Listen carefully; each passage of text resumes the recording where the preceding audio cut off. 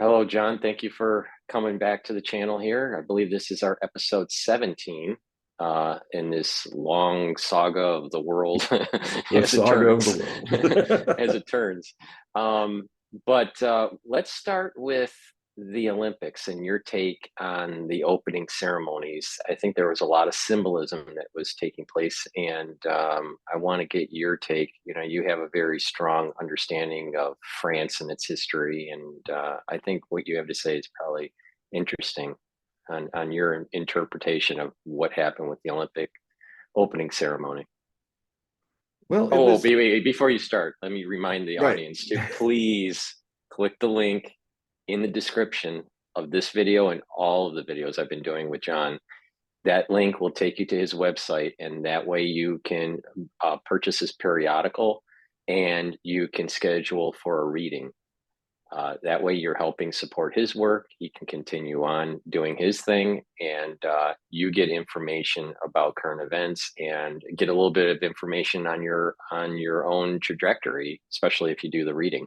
So, John, again, thank you for coming onto the channel. So let's begin with your take on the Olympic opening ceremony. Fortunately, it's a good thing. I had a friend over who had a VPN, and so we were able to watch it live and then review it and see the whole thing. And it's glad I did because I saw things in this that certain kind of attempts to reinterpret things that were indicative of some of the kind of degenerating qualities of art and things that you find at the end of a great age. Um, the Although I also loved a lot of it, I loved the boats with everybody on them. That was beautiful. I thought it was a glaring gap in Olympic spirit that the Russians had no representation at all. This is one of the biggest teams, so I guess a lot of people are going to win gold, silver, and bronze medals without the Russians taking them. And I just think it's ugly that that has happened at the same time, and many people are feeling the same, especially the people who are looking at the whole issue of the Gaza Strip and what's going on there. They see that a lot of millions of people are asking, why was Russia out, or why, or if not Russia, why was Israel included? Why didn't the government? There's about 200,000 people that have died. This is the estimation, and it's probably low. Mostly men, women, and children, mostly, and on top of that, at least the good side of this terrible act is that more and more people are very publicly of Jewish heritage are are saying, look, Judaism is not Zionism. And the more this monstrous stuff is going on under this monstrous regime that's of Zionists, that it so they're allowed to compete, but the Russians, who were kicked out mainly as the scapegoat for all the nations of the European of the Olympics having doping problems. But just because it's like I said years ago that the new Jews of the fourth turning will be the Russians. And it was interesting that 10 years after that, I actually heard Vladimir Putin say the same thing after I said it 10 years ago. Every fourth turning takes a group of people and scapegoats them for all the problems. And I would just add that, I mean, the fourth turning is this 80-year cycle, just for some who don't know, that is 4 generations long. It starts with a crisis in the world. And well, it has been linked mostly to Anglo-Saxon history, primarily the United States in the last uh, tour of Pluto, 248 years of America's existence, because Pluto's position at birth in 1776 has been transited over by Pluto back and forth in retrograde and direct motion in a kind of intermediate period before it begins its 248 orbit, years of orbit before it comes back to the US birth sign again. And so, it started in, there were 7 passes, and we're coming towards the final pass, the final time that Pluto is in Capricorn. Structures, order, the terms of order, the Ragnar, that in the Viking apocalypse becomes the Ragnarök, a stability establishment is overthrown. And it it will not come back for another 240 years, 48 years. So in astrology, it just doesn't come back. Astrology planets tend to go back and forth in retrograde motion according to the position they're seen from Earth. That's why if we're going faster and then Mars looks like it's going backwards, because we're in the inner orbit going faster. So the astrologers use that as a way to look at retrogrades. In fact, we've got a retrograde coming in the early part of August. It's going to dominate August. It's going to come right over the Democrat convention. And it will pass, it won't be over until the 28th of August. So I think it starts around, let's see, I think it starts around the 2nd. Let's see if I get lucky. Let me just jump in there. It starts, it starts around the 6th. It ends on the 28th of August, I believe. It starts in Virgo, discernment. So, people kind of having to get their minds straight or getting their minds confused. So it's a review of how clear is your mind? How unclear is it? How unclear was it in the last 4 months, or clear in your forward progress through Mercury, which is the ruler of the mind? And because these retrogrades come for 3 weeks, roughly every 4 months. And this one is going to start on the 6th. And, we have a lot of confusion of mind in the politics of Europe and the United States. And that, and major choices are about to be made about the future of the United States, and also some European countries. So this is all very much of a ton of upheaval. But so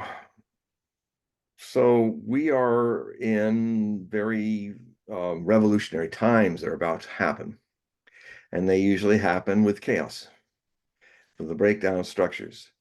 The thing that makes this final pass so important.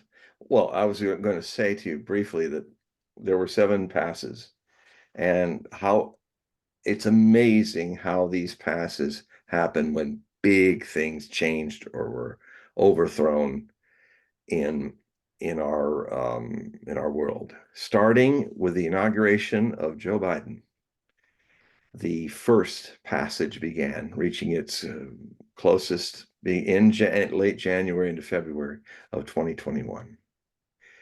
And then I think after that was I don't call offhand. I'm just going to mention some of the 7 that well, the 6 that have already happened. I mean, one of the passes was just when the 8-year civil war between the Donbas Ukrainians and the neo-Nazi regime that is in Ukraine, that the US picked, led to Russia doing a preemptive invasion of Ukraine, whose army, totally financed and built and trained for 8 years by NATO, to become the largest force in NATO, de facto, not official, but literally having the instructors right there. This has been happening all through this war. And they were ready. They were already starting their artillery offensive to go and violently take back the Donbass and clear it of all the Russian ethnic people. So they were going to commit an act of genocide. The Donbass people of Lugansk and Donetsk appealed one last time to the Russians. They're coming at us. We need your help. And so the Russian Duma and the parliament decided to accept these groups wanting to secede from a country that basically wants to kill them. And anyone who's been watching the last 10 years of this war, because it's a long war, the tension of the United States and America and the world was only recently from 22nd of February, 24th of February of 2022. But this has been a war of genocide and ethnic cleansing by the neo-Nazi majority that wanted to flush all the Russians out of Crimea. So they jumped over to Russia, and they could do it because they had only an isthmus that they could guard. And they had a Russian base already there on lease. So when the people of Crimea, 90% of them said, we don't want to be in Ukraine anymore, and the way they're threatening Donbass, they're going to kill us too. So the Russians came in, we're already there, so they just put off their emblems and they guarded the isthmus and kept the neo-Nazi militias from coming in. But they can't do that in Donbass. It's open to Ukraine's approach. So this war happened. This thing erupted, and Russia decided to had been provoked. You will see in history, once all the propaganda has died off because it's bunk, you will see the histories will have to write the truth that Ukraine was deciding to do a full-scale offensive on the 10th of March 2022. The Russians jumped the gun. As Putin often says, he grew up in streets of Leningrad, St. Petersburg today, as a kid, the rough streets of Leningrad. And he said, when you try to avoid a fight, and it comes finally to the point where you can no longer avoid it, hit first. And that's exactly what he did. And he had been trying to avoid this war for 8 years, doing negotiations and work. They almost had a negotiation even when the war started, because his first idea was just to go in fast, kind of get a peace deal early. And in March, just the following month, he almost had it. But the NATO people and America and sent in Boris Johnson to say, no, go on fighting to the last Ukrainian, and they did. And so 600,000 dead Ukrainians later, 60,000 dead Russians. Here we are. But so that's just one of them. The other one of the passes had was also when the Nord Stream was blown up. The plan for it and its detonation happened on one of those passes. The shutting down. No, it wasn't that. It was anyway. There's so many things to talk about since I saw you 2 weeks ago that I'm going to try to just jump away from that, and we'll eventually get to the Parisian thing because this is also very important. But there's just a lot going on in the world right now, and so I will just say that I was watching it. I enjoyed the Seine. I enjoyed the rain. It was pretty torrential that was hitting Paris. Uh, um, I really loved the one thing I thought was quite beautiful was the unique, in an attempt to be unique and break from tradition on how you do the Olympics, like go into the main stadium, the guy runs in with the lamp and lights the thing, and all the people march in. And this time they had them all kind of sail past and then all gather at the Eiffel Tower. Kind of remember not to speak in French. That's where they fell. And so a lot of that I loved, but boy, there was some weird. I mean, I love that they actually had the Montgolfier balloon where it was launched in the Garden of the Tuileries. Um, in side note, there's a lot of mention of Les Tuiles, the place where you make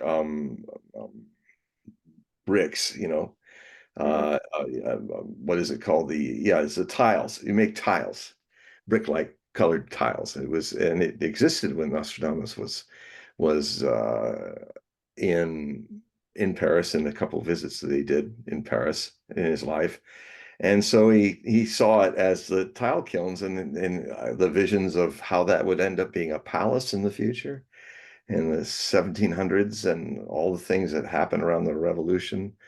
which he dated accurately for 1792, back in the 1550s.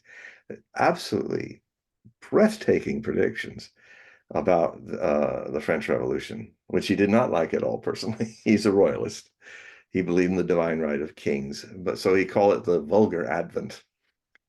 And that they'd make a calendar. They thought it was a new age, so they'd make a new calendar, which indeed happened in 1792. And the calendar was used up to and through much of the Napoleonic era. So that's not by chance. And there are hundreds of prophecies of Nostradamus that are like that, out of the thousands. There's about 5,000 prophecies if you look at each. Some of them are lots are in each verse, and it's about 5,000 prophecies. So the Montgolfier balloon being the torchlight, the torch tower, was a really great idea. It rose up and then it's just hovering there in this kind of gray slate balloon shape, very similar to Montgolfier's balloons, or the family that invented the balloons and flew them at that area. So I loved that.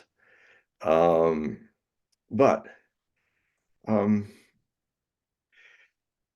there was an attempt to do something. I wonder if a lot of you've noticed, I'm sure a lot of you have, how, the Oscars and some of the other theatrical things for award season, there was just the Grammys, there are literally satanic rites being performed in some of these things. A lot of red, a lot of blood, a lot of people with contorted faces, gyrating, not gyrating like we did as sannyasins of Osho with blissful faces and all, but kind of like, like crazy people, and and so I mean, as the thing went on, there were actually some really nice mimes and pantomimes, and I kind of liked some of the costumes where they tried to make it. I didn't quite like this character that was running around with a rapier mask for fencing on his face, so you couldn't see his face. That was a little freaky, and he was kind of running around on the lead roofs of Paris. I thought it was brilliant how they did his taped stuff and perfectly cued it into the live stuff. Like when he had to actually appear live coming off of something, that was technically that was fantastic. That's very hard to do. And it was in driving rain. It didn't matter. They did it anyway. I know a friend of mine, a longtime friend who's in Paris right now. She was complaining a lot about how there was a lot of other things that they were going to do, like fireworks and stuff, that the rain literally just washed away. But I think it was just great, most of it. But and then there was the beautiful things of the pantomimes that were dancing and on these little islands. I love the faces with their mouths just at the waterline, and how these beautiful faces of Pompadour and Marie Antoinette. And I mean, the French do have style, but sometimes they take the style weird. And I mean, I even liked that they had cleaned the oldest part of the Louvre, which is I'm sympathetic to, because it's so much the Louvre that you see with the beautiful gold stone and the lead beautiful spires. Um, I've never seen it that clean. When I was in Paris, it's usually like black with soot, so you can really see that beautiful French, Parisian yellow stone, which is, there are huge catacombs under Paris where all that stone throughout the thousands of years has been brought up and built the city with this beautiful unity of yellow stone. And and so they had washed it clean, and they did this whole thing of the French Revolution, and I mean, it was kind of weird and kinky that they had Marie Antoinette all dressed in red with her neck exposed with a viscera in it, and she's holding her own head, which is actually a living person singing. And I thought, okay, well, the French can kind of get kinky. Uh, it's an ancient tradition.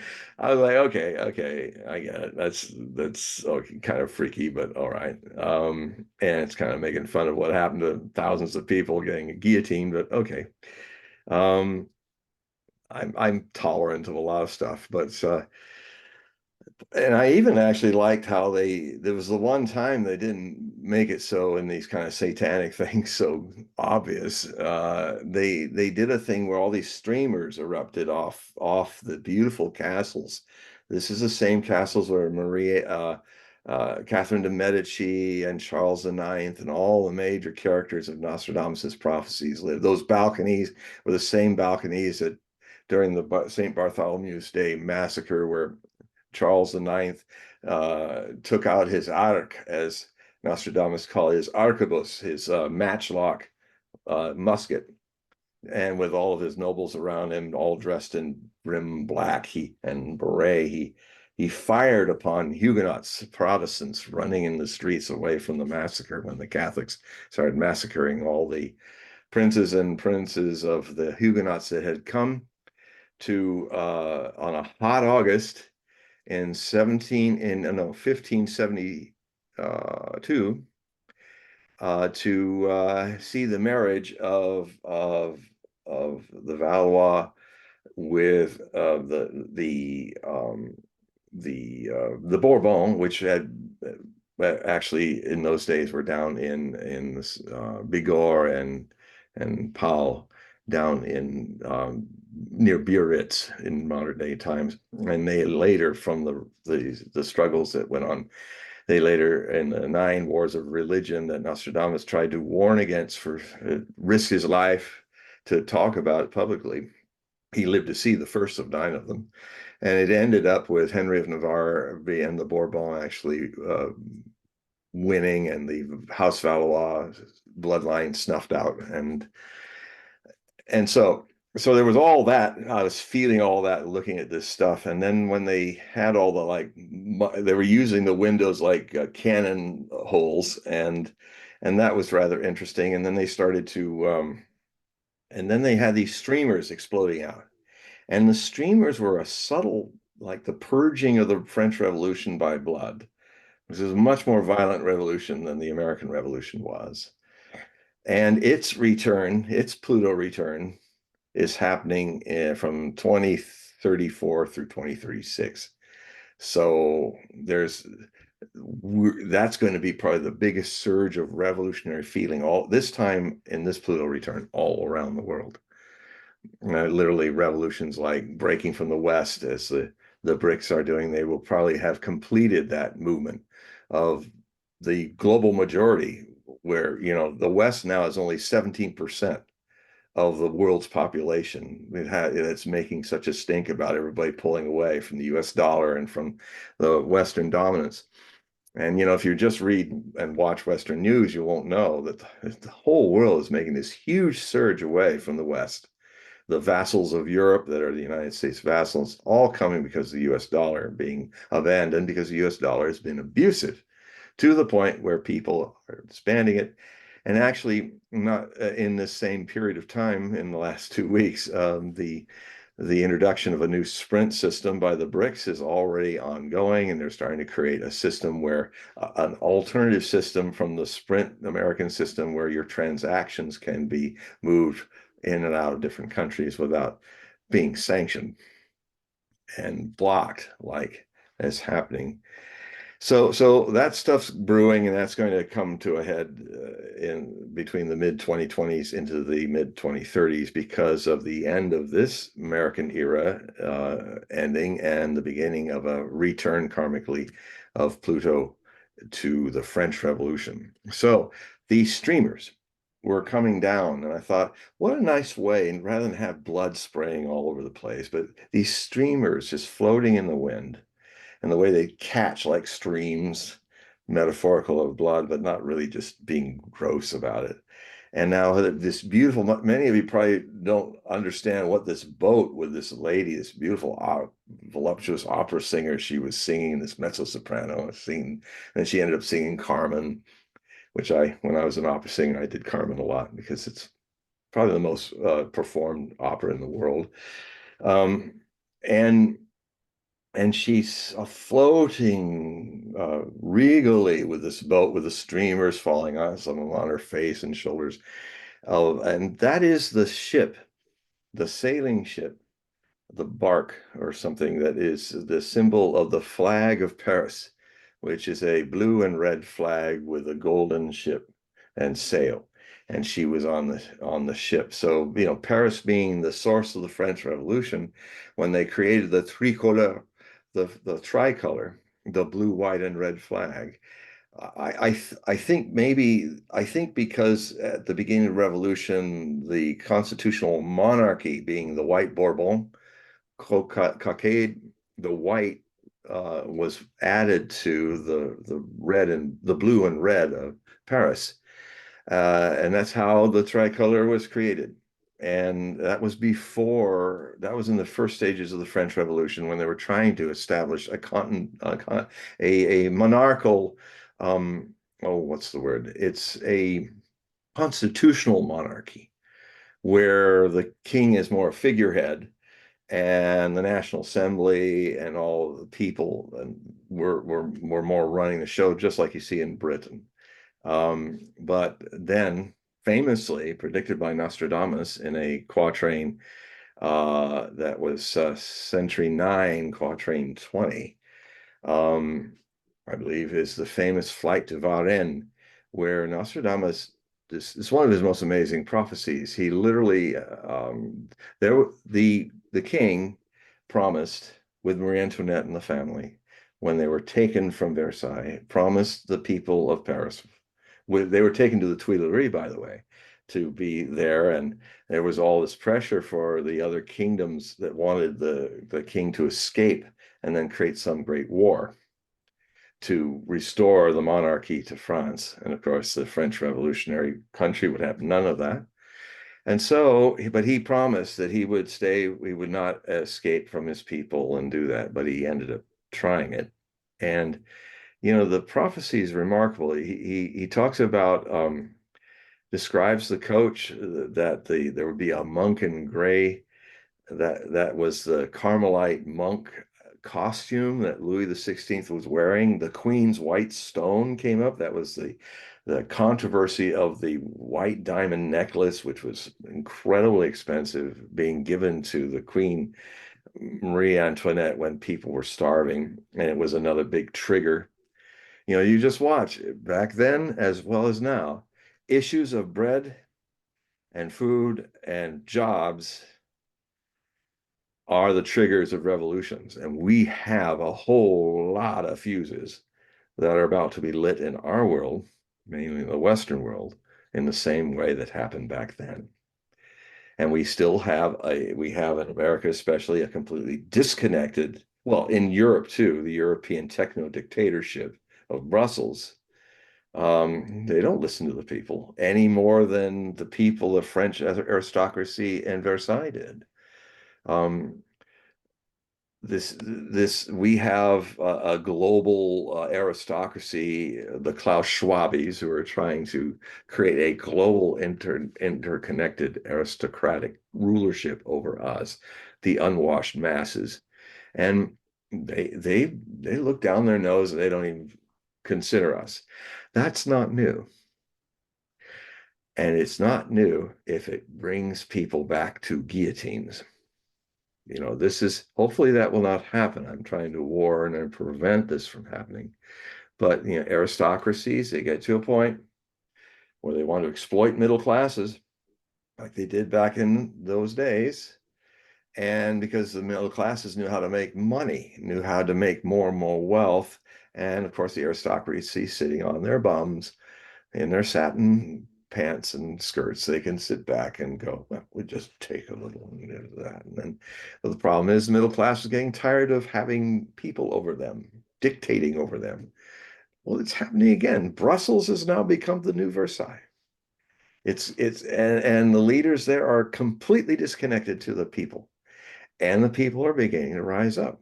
And between now and the mid 2030s, they will have rose up. So anyway, there was a lot there was a lot to show in that part of French history, which I enjoyed with this. I enjoyed the 16th century fellows in their black and white outfits doing tumbling, and a lot of great talent. And then all the men and women on the poles swinging back and forth. That was also very interesting. Um, but of course, it couldn't just be a love story between men and women. This incredible thing where they had these guys, these harlequins running around and coming in and out of apartments and all. But it had to be, transgender, and there's this Oriental like lady man kind of person, and then there's one woman they're all after, and it's just sort of, but it's just like rubbing our noses in it, and without a lot of subtlety. I mean, the most subtlety was the French Revolution part, but it just got worse as the boats made their journey down towards the Eiffel Tower. It just got more woke and more, virtue signaling. And then there was this it was remarkable but kind of creepy, that little submarine that had a mechanical horse riding over the water. And that was genius, but genius in service of what? I mean, and then there's that statue there, no life, and the horse, and I was just saying before the show to Paul, I said, when I saw that silvery like person, I couldn't tell whether they were trying to do a collision between one of the four horsemen of the apocalypse, the pale horse, but because he was so regally dressed, it was almost like pale horse meet glorious and true, with sticking out his sword, which is like a tongue that slaughters the sinful millions, something like that. That was the gist of it. And that's in Book of Revelations. Um, and then when this thing finally came to the place, and then the guy was actually an artist, was on top of the horse riding under the Tower of Eiffel Tower into the main um, set there. And he's coming in, and he's still just a long, long time looking at this guy riding, almost like, what's he going to do? Start the end of the world? It's very apocalyptic. And I was saying to my friend, I said, the horse, I was even pretending to be a horse and cracking him up. And he's saying, it was like Mr. Ed. I mean, the horse was like, "Oh, I'm just going to look down a few feet before me. I don't understand what they're doing here. I just want my hay and go home." So I was cracking up my friend, because he was like, that horse was like, I really don't, this is kind of weird for me, and I'm just a normal horse. And then all this build up. And then the camera makes sure that you see the golden bull, big golden bull with his horns. And what are we now going to celebrate? The golden calf? Where's Moses coming out with I've got 15 commandments in his 3 tablets, and he drops one like Mel Brooks did. And he goes, I got 10 commandments. That would have been funny if they did that. But it's the whole celebrating the golden calf, and here is the golden calf, now a mature bull.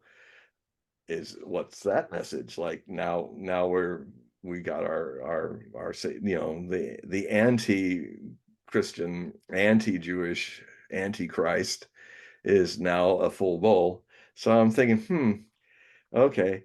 And it was so weird. They bring up that guy, and he just gets off the horse and gives the maps or something to the guy, and it just walks off like nothing. It's like big like flat.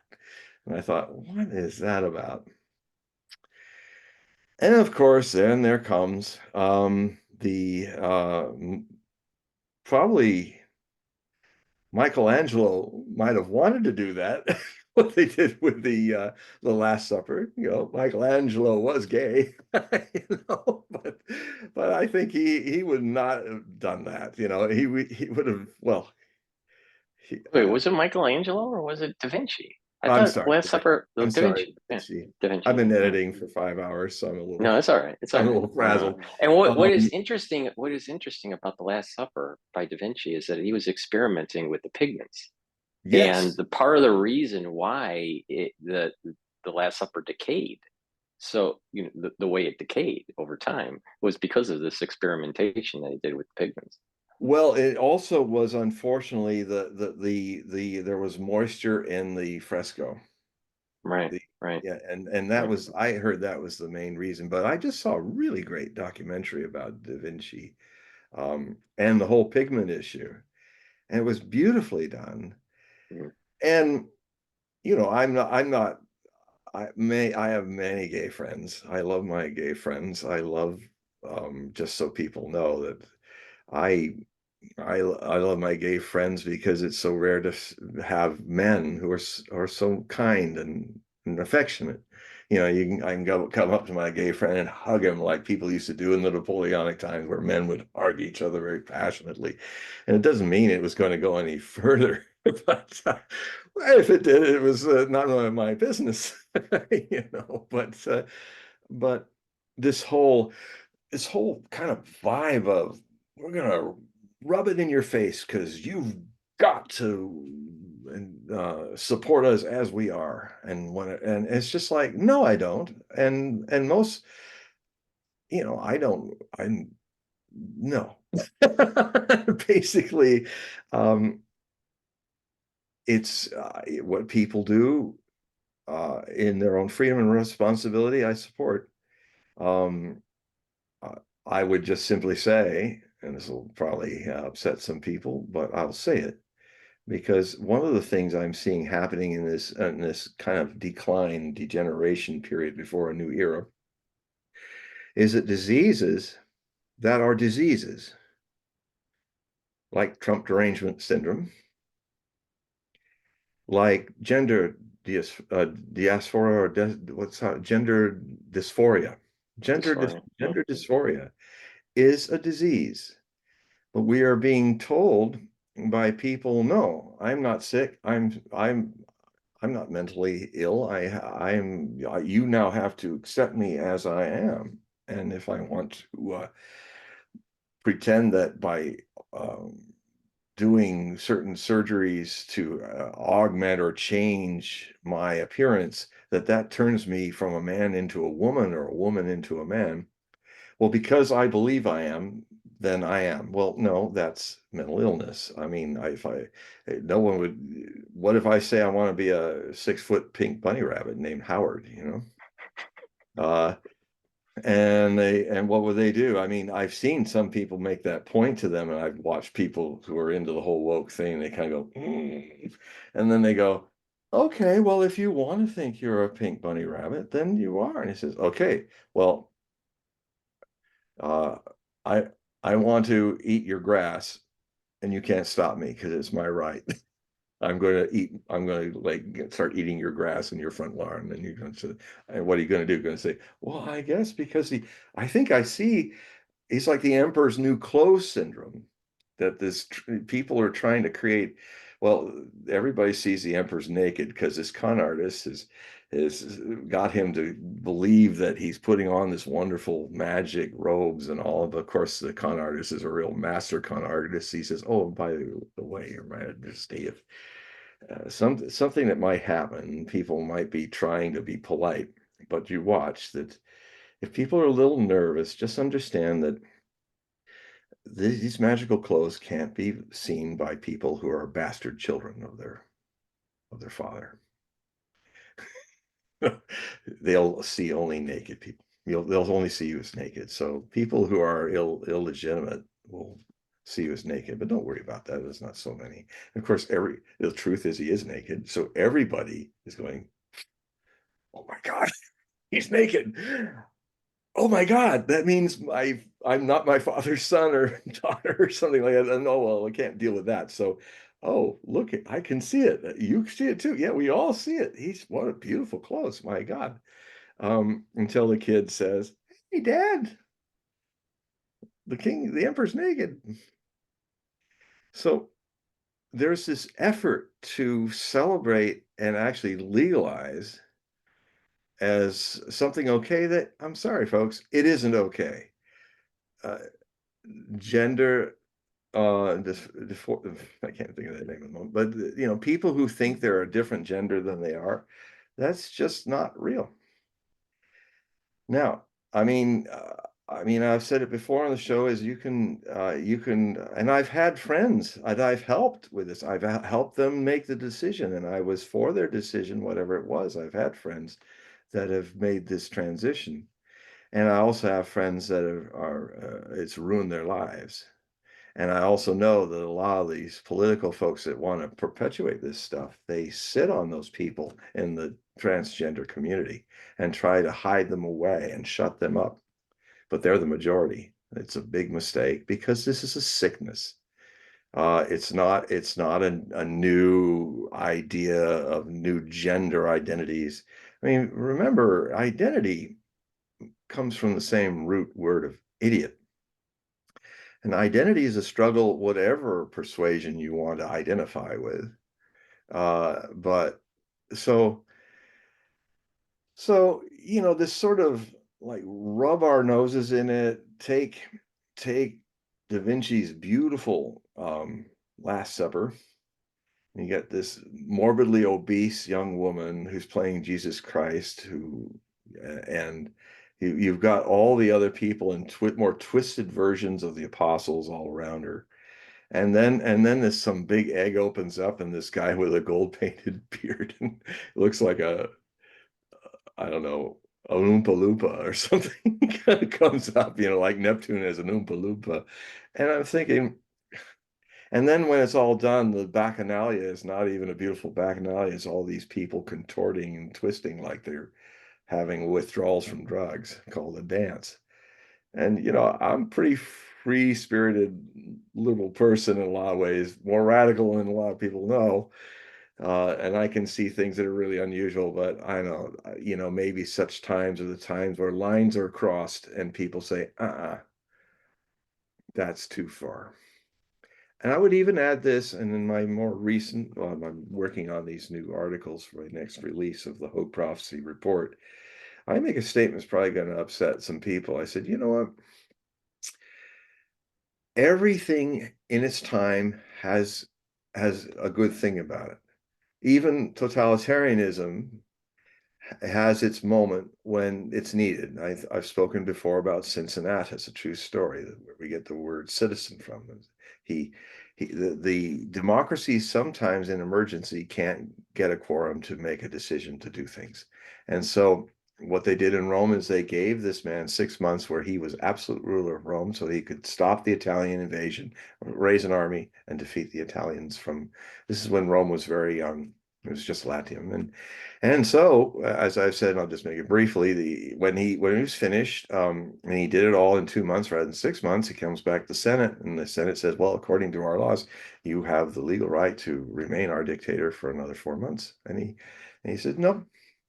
He handed back the fascia, where we get the term fascist, which is a symbol of Roman Senate, the axe with the twigs twined around it. He handed it back and said, no, I miss my plow. I miss my vines. I want to go back to my estates and just farm.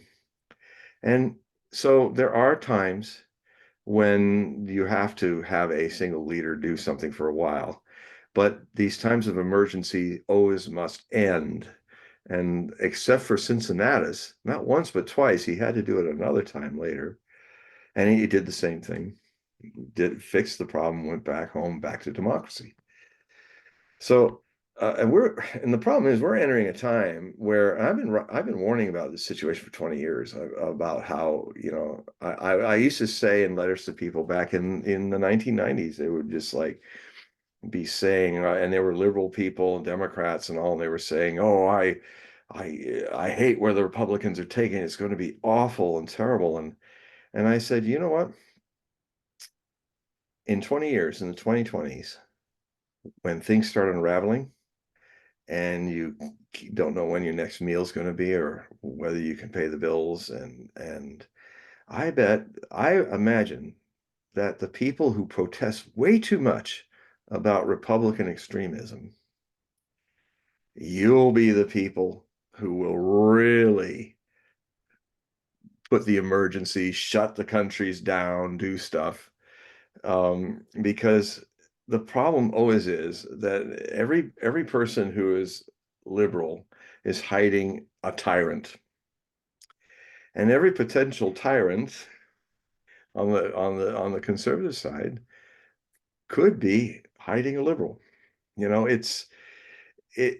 I mean, I have over the years I've gotten 50,000 letters or more, and I've answered many of them. And the thing I've seen from because I, especially in this period, every 4 years when I'm doing political predictions at the peak of what I do since 1968, and I tend to really upset some people, and often I'll lose readers who loved me for the last 4 years because I agreed with them.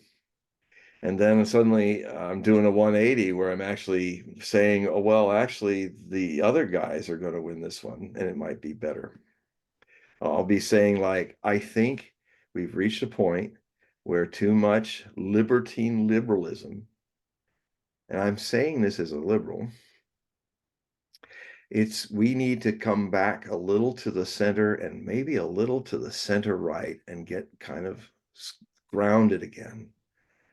You know, get this deep state stuff off our backs and return this country to a constitutional republic. And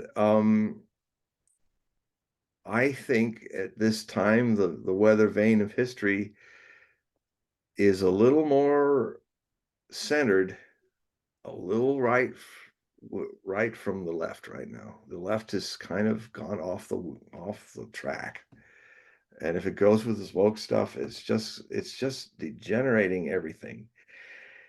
And you know, if and to my Democratic friends, if you have you seen what's happened to the Democratic Party primaries in the last three tries? I mean, Hillary Clinton won by declaring all the delegates super delegates at the beginning. She started with thousands of super delegates in 2016. And these delegates actually are like an aristocracy within the voting public, the rank and file folk who used to go to conventions and really vote for what the Democratic Party and its people wanted. And so super delegates were created to step on the people's will. And they got worse. In 2020, Biden's rolled in. I mean, first off, it started in the Ohio. What is it? Iowa. It's the Iowa caucus. Iowa caucus, yes. In the Iowa caucus, um, there was a person that Tulsi Gabbard in 2 minutes destroyed, and that person couldn't even get 1% of the vote. And that person, she left, one of the first candidates to leave. And then as things went on, it was clear that Biden was also not winning. But there was, I always wondered when Obama would play kingmaker and make a few calls. And so the first call was to Clyburn of South Carolina to get the black vote out for Biden. And he got the black vote out for Biden, and Biden won his first primary. And then, this is early in the primaries, and then with that in his pocket, Obama starts calling all the other candidates, and he makes deals. The Democratic Party's rank and file, the people, had no say in this. He just went around, and so he gave Klobuchar, if you get out, you'll get a part in the cabinet, and you over here will get a part in the Biden cabinet. So this is not the man running who's choosing the cabinet for Joe. And then within a few weeks, except for Tulsi Gabbard and Bernie Sanders, And I think a little bit Bloomberg, he survived for a while, but then he also surrendered to Obama. One man chose your candidates. Millions of Democrats had no say in it. This is totalitarianism. Liberal totalitarian. Remember, the Stalinists were liberals. The Bolsheviks were radical liberals. And their way of arguing with a person back in 1917 is just the way woke people argue with you today. They don't have a discussion with you. They suddenly say, "You're a racist. You hate gay people. You don't like this. You don't like that. And or you don't like women, so you're a sexist and a racist." You know, if you were in Bolshevik times, they would say, "You're an enemy against the state." That would be their answer. And they'd shout you down and eventually pull you out and then shoot you. I wonder how many steps it has to take before we get there if liberalism out of control, out of balance, continues. So, you know, already I'm feeling that a lot of people out there are thinking this is a little too much. And, you know, most people won't say this stuff. And it'll get you banned and it'll get you in trouble. But this, I mean, I'm I've been doing coast to coast for 30 years, and now they don't want to touch me, it seems, because they're not calling me anymore. You know, 8 months now, no call. They used to always call me up every 2, 3 months for 30 years. So I guess I've gotten too hot potato for them. But this is the time to be a hot potato. I mean, this is the time to stand up and say, look, there's certain priorities that have to get back to, and then we can sort out whether you want to be a pink bunny rabbit or not. But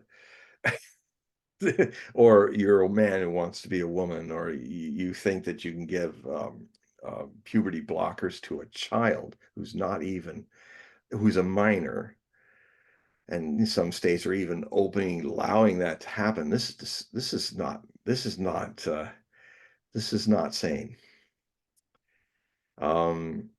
And so this kind of, you know, and satanic rituals on the Oscars, on the Tonys, you know, this whole idea of all these people wearing devil things and red and all that. That's religious fascism to me. And all fascism always ends in a bad way. So, um, so this day and age, this time, these things have to be confronted, and some risk has to happen. I mean, our founding fathers and mothers risked their lives and their freedom and they were unwilling actually to even originally leave the British Empire, but the British Empire wouldn't listen to them.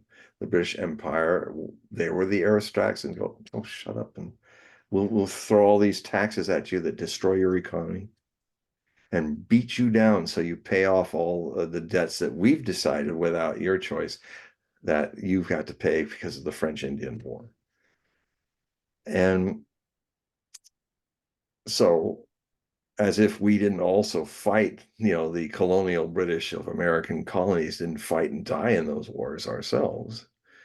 And I think it's a shared burden not to all dump it on these people. Well, we came in with our army and saved you from the French and the Iroquois and all that. Now you have to pay the burden. It was just wrong. And when things are wrong like that, they fester and they eventually end up with karmic comeuppance. And so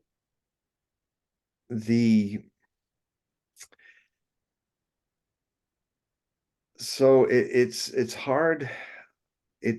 There's not a lot of it's difficult now because the media that most people have used is now become puts a lid on truth, tells you what to think, how to feel. And thanks to Elon Musk, there is one public commons, and he's openly supporting it. And of course, there's a lot of ugly stuff that comes on it. Again, democracy is messy. if you want democracy to run like all the trains on time and not have a difficult process, which, by the way, if you've done your civics classes, which most people haven't even known what that is for the last 30, 40 years, because these classes that I grew up with taught you about your rights as a citizen and how you must defend them legally or, as the Second Amendment allows, through militias. It is so that is, I mean, this is the first government that actually allowed its citizens to arm themselves in case the government goes crazy. Like now. I'm not saying we're going to go there. I hope we don't, but I am not afraid to say that these things are looming. And it was the thing that's so scary about revolutions is often that a lot of the revolution is carried up by the groupthink, the crowd mind.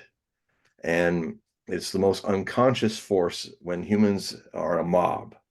They don't, oftentimes when mobs do what they do after all the raping and pillaging and stuff is done, burning things down, like happened with Black Lives Matter.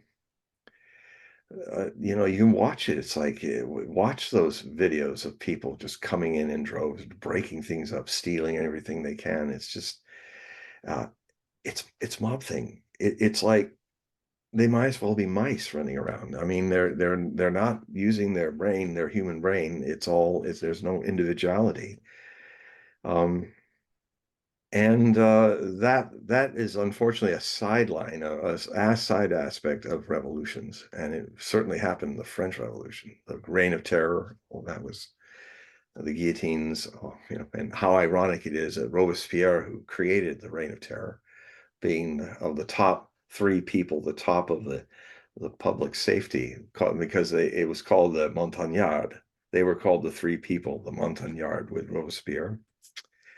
And Nostradamus talked about the Montagnard, the Montagnard Armada. He saw these people.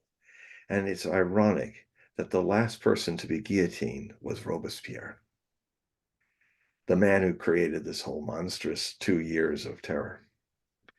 So, and then what happened with the French Revolution? It got weary of this craziness and it kind of mellowed, as it often happens in revolutions, although fortunately it didn't happen for ours. We were very graced in our revolution that we did not have this whole massive destruction and then everybody's just worn out and like going, what did we do all that for? And kind of come out of that mob think. And so it's very, very important to have some way to keep the thread of your consciousness with you 24/7 and not be carried off in the flood of unconscious mobs, because these are the times when those kind of things happen. So, and the more conscious people are, and that's what I do in my readings, I try to give ways for people to navigate through these um, whirlwind times. And that's what Nostradamus called the French Revolution. He called it the whirlwind because it almost exactly a year before the Bastille was stormed, and this prison where prisoners were put in at the edge of town was stormed, and it was on 14th July 1789 created the French Revolution. Exactly a year ago, as I was reading the journals of the period, and there was a weather phenomenon, like a derecho with tornadoes that passed through central France and destroyed the crops of 1788, which means the impact with food prices and lack of food came 1789. And it was called in the journals the whirlwind, the trombe, now in Old French. Now, there have been Nostradamians who are always trying to find whatever they think Nostradamus said. They come with their conclusions made, and then, of course, with obscurity of Nostradamus and the fact that most of them don't study 16th century French or the other languages that Nostradamus used in his prophecies. I seem to be one of the few left live. Everybody just grabs a bad translation of Nostradamus and runs with it. And because trompe, some people look at that and they think trompette, and it means trump. So that's probably going to come up again in Nostradamus. And it takes no Nostradamus scholar to predict it. They're going to start pulling out the trompe, the trompe, this trump. But the problem with that is it all works fine unless you ignore the other 29 words or 30 words in the quatrain. And I cited before, and probably will have to cite it again, how all these things that people like Victor Baines and other people are saying is this. Um, the rest of the prophecy doesn't support it at all. So, and I was trying to say, well, let's see if, I mean, I don't come in with an opinion. I come in, well, let's see, let's see if there is something that would go, that's interesting. That might be about Trump. That one of the 3 or 4. But there weren't any. I mean, I make it clear that I'm certainly pro-Russian in this war with Ukraine because I don't like Nazis. And that Ukraine is under the disease of Nazism right now. And so, but as Alexander Mercouris of the Duran said, who's also one of the finest people to watch, really highly recommend him on the Duran on YouTube and other outlets. He says, well, yeah, I am my lean towards being pro-Russian because I'm an Orthodox Christian and I'm Greek Orthodox, and I sympathize with what's going on with that. But that doesn't mean just because you're kind of favoring one side in your own personal view that you can't be very objective. I can tell you this: if Russia were losing, I would report it.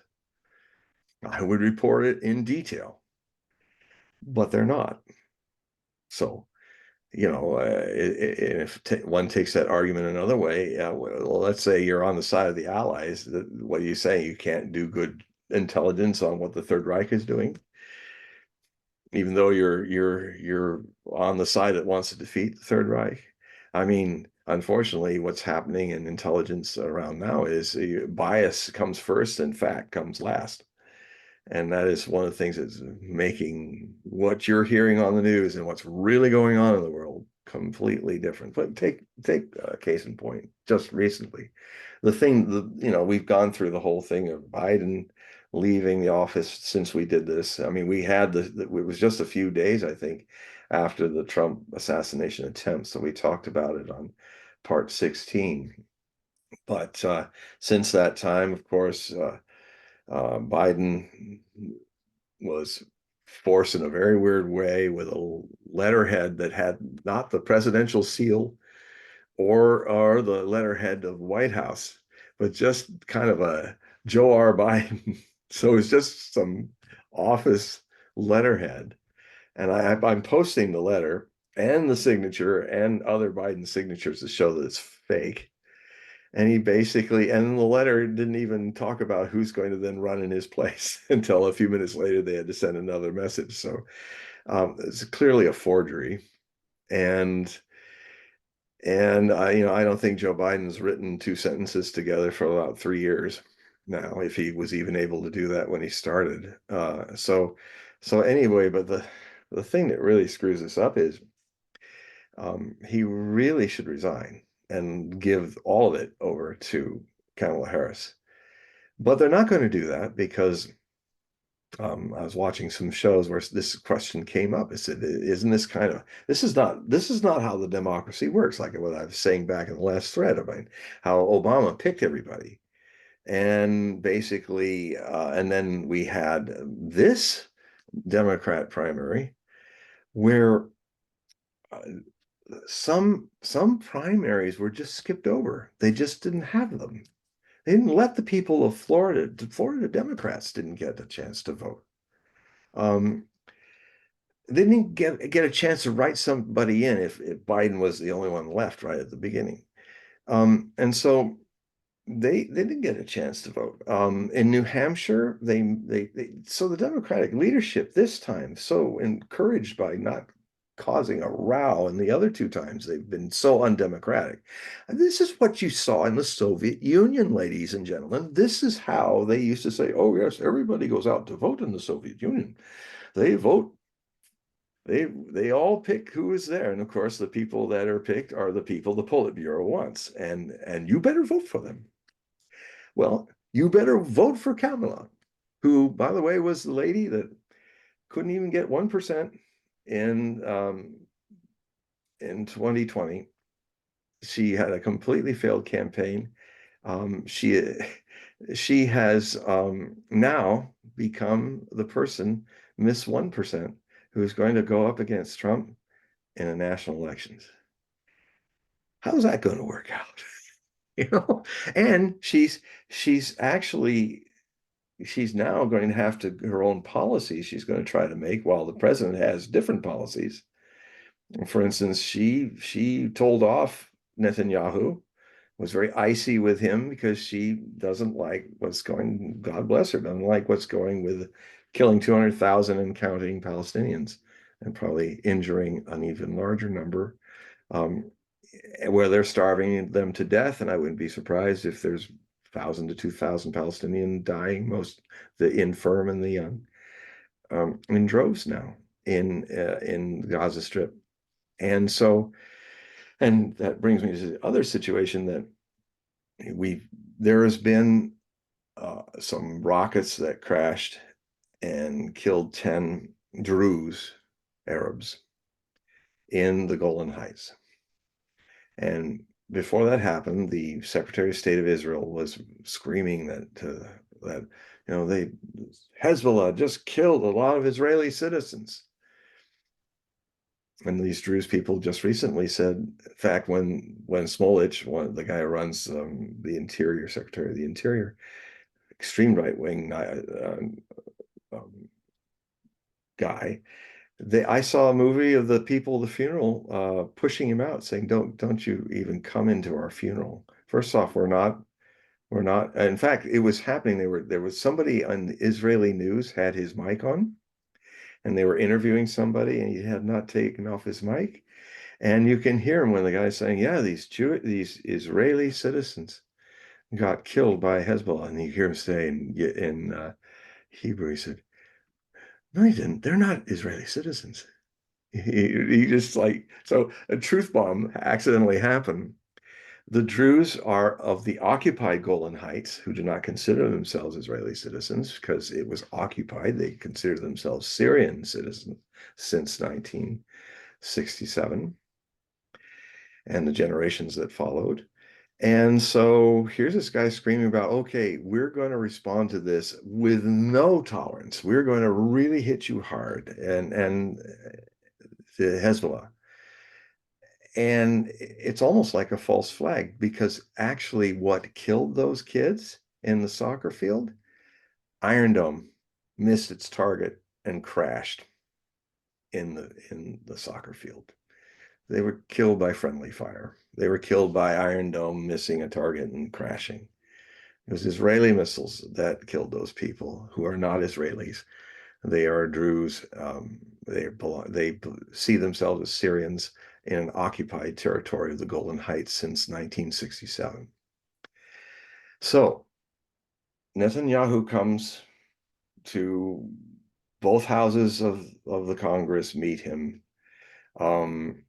The the Speaker of the House actually threatened the assembled people that if they made any noise or any protests, he would arrest them.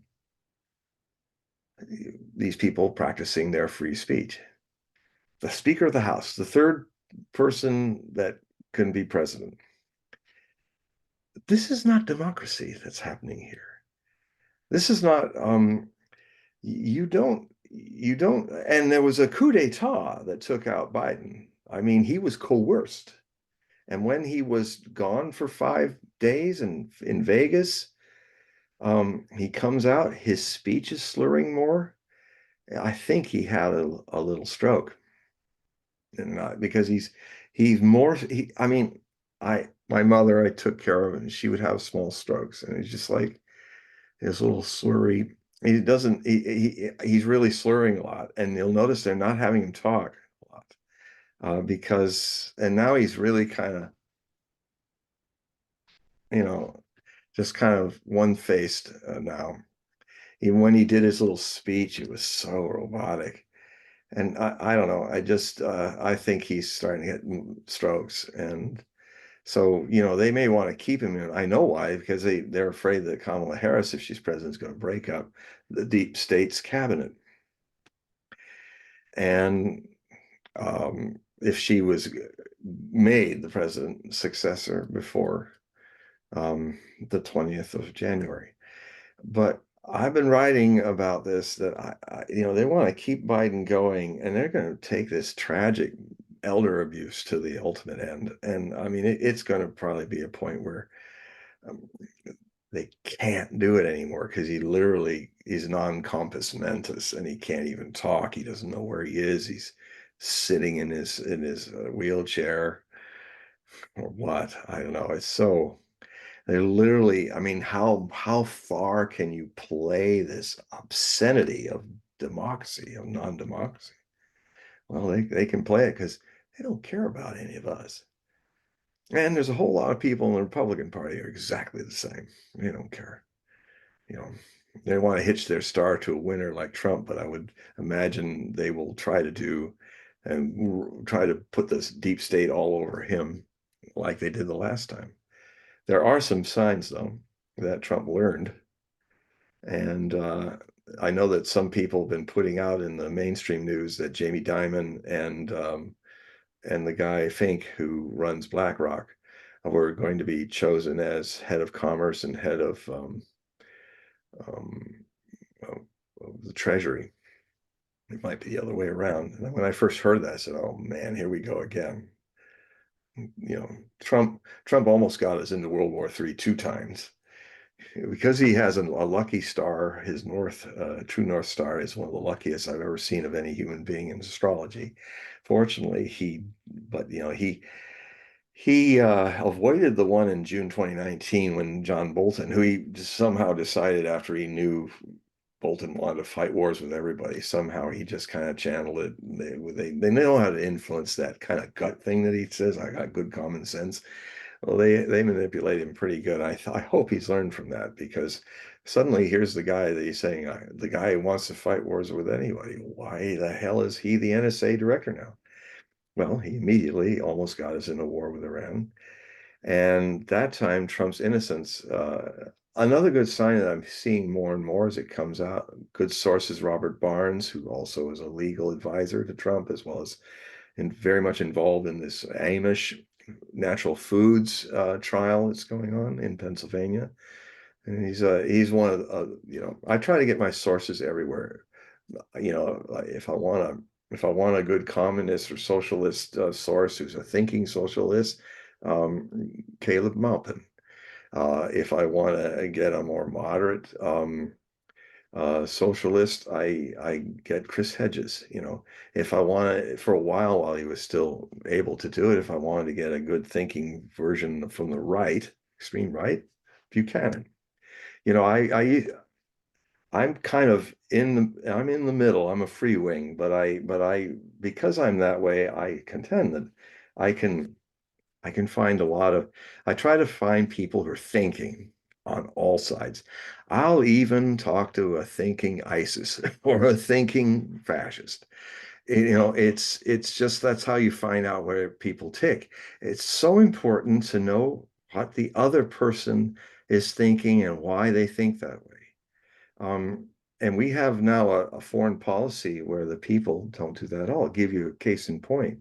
Scott Ritter's, one of his twin daughters, he related the story last week. One of his twin daughters is working to be in diplomatic stuff. She went to Georgetown University, and I think and she wants to specialize because she's half Georgian from, the Caucasus country, because Scott married a Georgian wife, And so the two are very proud of that heritage as well, as their American heritage.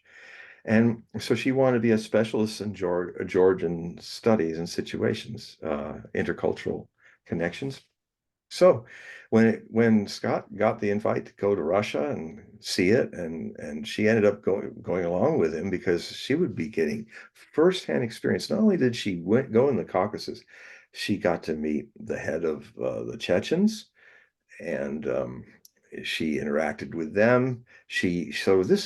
So Scott was relating that she kind of expected that when she came back to Georgetown to her professors and all, that they would be like, so what's it like? I mean, because that's how Scott grew up, like I grew up. If you want to be in intelligence, if you want to be in diplomacy, you want to know what the other side's thinking, and so it's gold to have somebody, even if you disagree with it.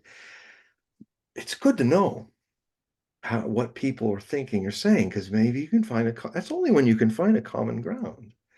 And so she goes back to Georgetown, innocently hoping they shut her up. How dare you talk to those people? I mean, these are the teachers of our diplomatic agencies, of our leaders, of our future Kennedys and Khrushchevs. And what they're saying is diplomacy means we don't know what the frick you are or what the frick you do, and we're proud of it. We are ignorant of you. We just see you as we see you. And if you don't fit the way we see you, we don't talk to you. That's diplomacy today. That'll get us all killed in World War III. So, there's the cancer that has to be exposed. I mean, his poor gal, she comes in, she's really done diplomatic study and work. She's ready. She can be an interactor with the Caucasus, the North and South Caucasus as her specialty. She's been there. She's talked to them. That's a bozo no-no in this current situation. So she's kind of been shunned at Georgetown, Yeah. doing I her think job. this also I think this also applies to Trump because he never aligned himself with the CFR or the Trilateral Commission. That's right. That's right. Well, Trump is another example of something I wrote about decades ago, where I said the change won't happen if the people themselves do it on their own. They're going to have help. They're going to have one percenters, the 1% thing where 1% has most of the wealth and the rest of us don't. The aristocracy, I would call it in older terms, the aristocracy. People in the aristocracy have to be bold enough to see what's going on and move out of it, like a Kennedy, like an Elon Musk. I mean, we have a large window to free speech and what's really going on in the world, thanks to Elon Musk by spending $40 billion to buy Twitter and throw out all those, you know, virtue signaling. He had an army of people. I was just seeing today. He said, "Well, you had like what 20,000 people employed here, and now how many do you have?" He said, "Many thousand." I said, "Well, it was Tucker Carlson was saying," and he said, "Well, how do you run this thing?" And he said, "Well, actually, it's quite simple," said Musk. He said, "You um, if you're a free place, you don't have to have armies of censors." Because you need a lot of sensing, an army of sensors to make that all go. And so we don't need sensors. So we only need 8,000. And the other thing he did, which wasn't in this talk, but he said, well, I just told the people there, if you don't know how to work in code, you're fired. So all these people who didn't know they just knew how to work in woke, not in code, not actually the nuts and bolts of how this communication system works. He said, you're fired. And I did a couple years back. I had a Hogue prophecy report where I had the shot of all the people that were there before Musk and all the main people who are like the virtue signaling. This is what truth is, and this is what. And if you don't do it, we shut you out. And unfortunately, I had to say one thing I noticed is the majority, the crowd was predominantly women. There's some men too, but and everybody was smiling too hard.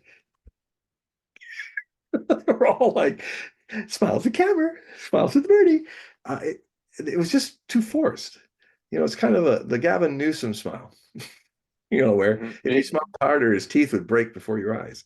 It- Um, now, Let me now, just say, all right. I yeah, just just wanted to I'll interrupt. finish Just just with okay, now the okay, other go ahead. side when they had the people that were left when there's Trump going like this, and you got more, he's got more programmer type guys and gals. There were also gals, and they were like going ah, but there weren't as many. It was more mixed, and they weren't in perfect attire. They weren't all clean and well washed completely because they're too busy creating stuff. I have the pictures. It was, I mean, that's my take on it. If you see the pictures in different ways, fine.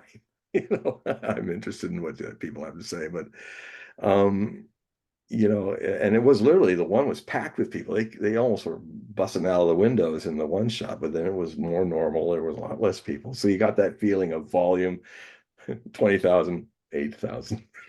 Right. Right. Go ahead. Yeah, I was. I'm going to go off on a tangent really quick here. I saw a documentary on Jacqueline Kennedy, Ah, and so when Kennedy was assassinated, she was in mourning, and then she moved to New York. She spent time there, but she was being attacked by these photographers that, she was suing and all this stuff, right? And she was worried about the safety of her children at the time. yeah. But there's this famous picture of her walking down the street by Central Park. I believe it's on the west side. Mhm. And she has this quick turn of her head and her body as she's walking. The photographer is in a taxi going by, and the taxi cab driver knew that it was her and honked the horn, and she turned.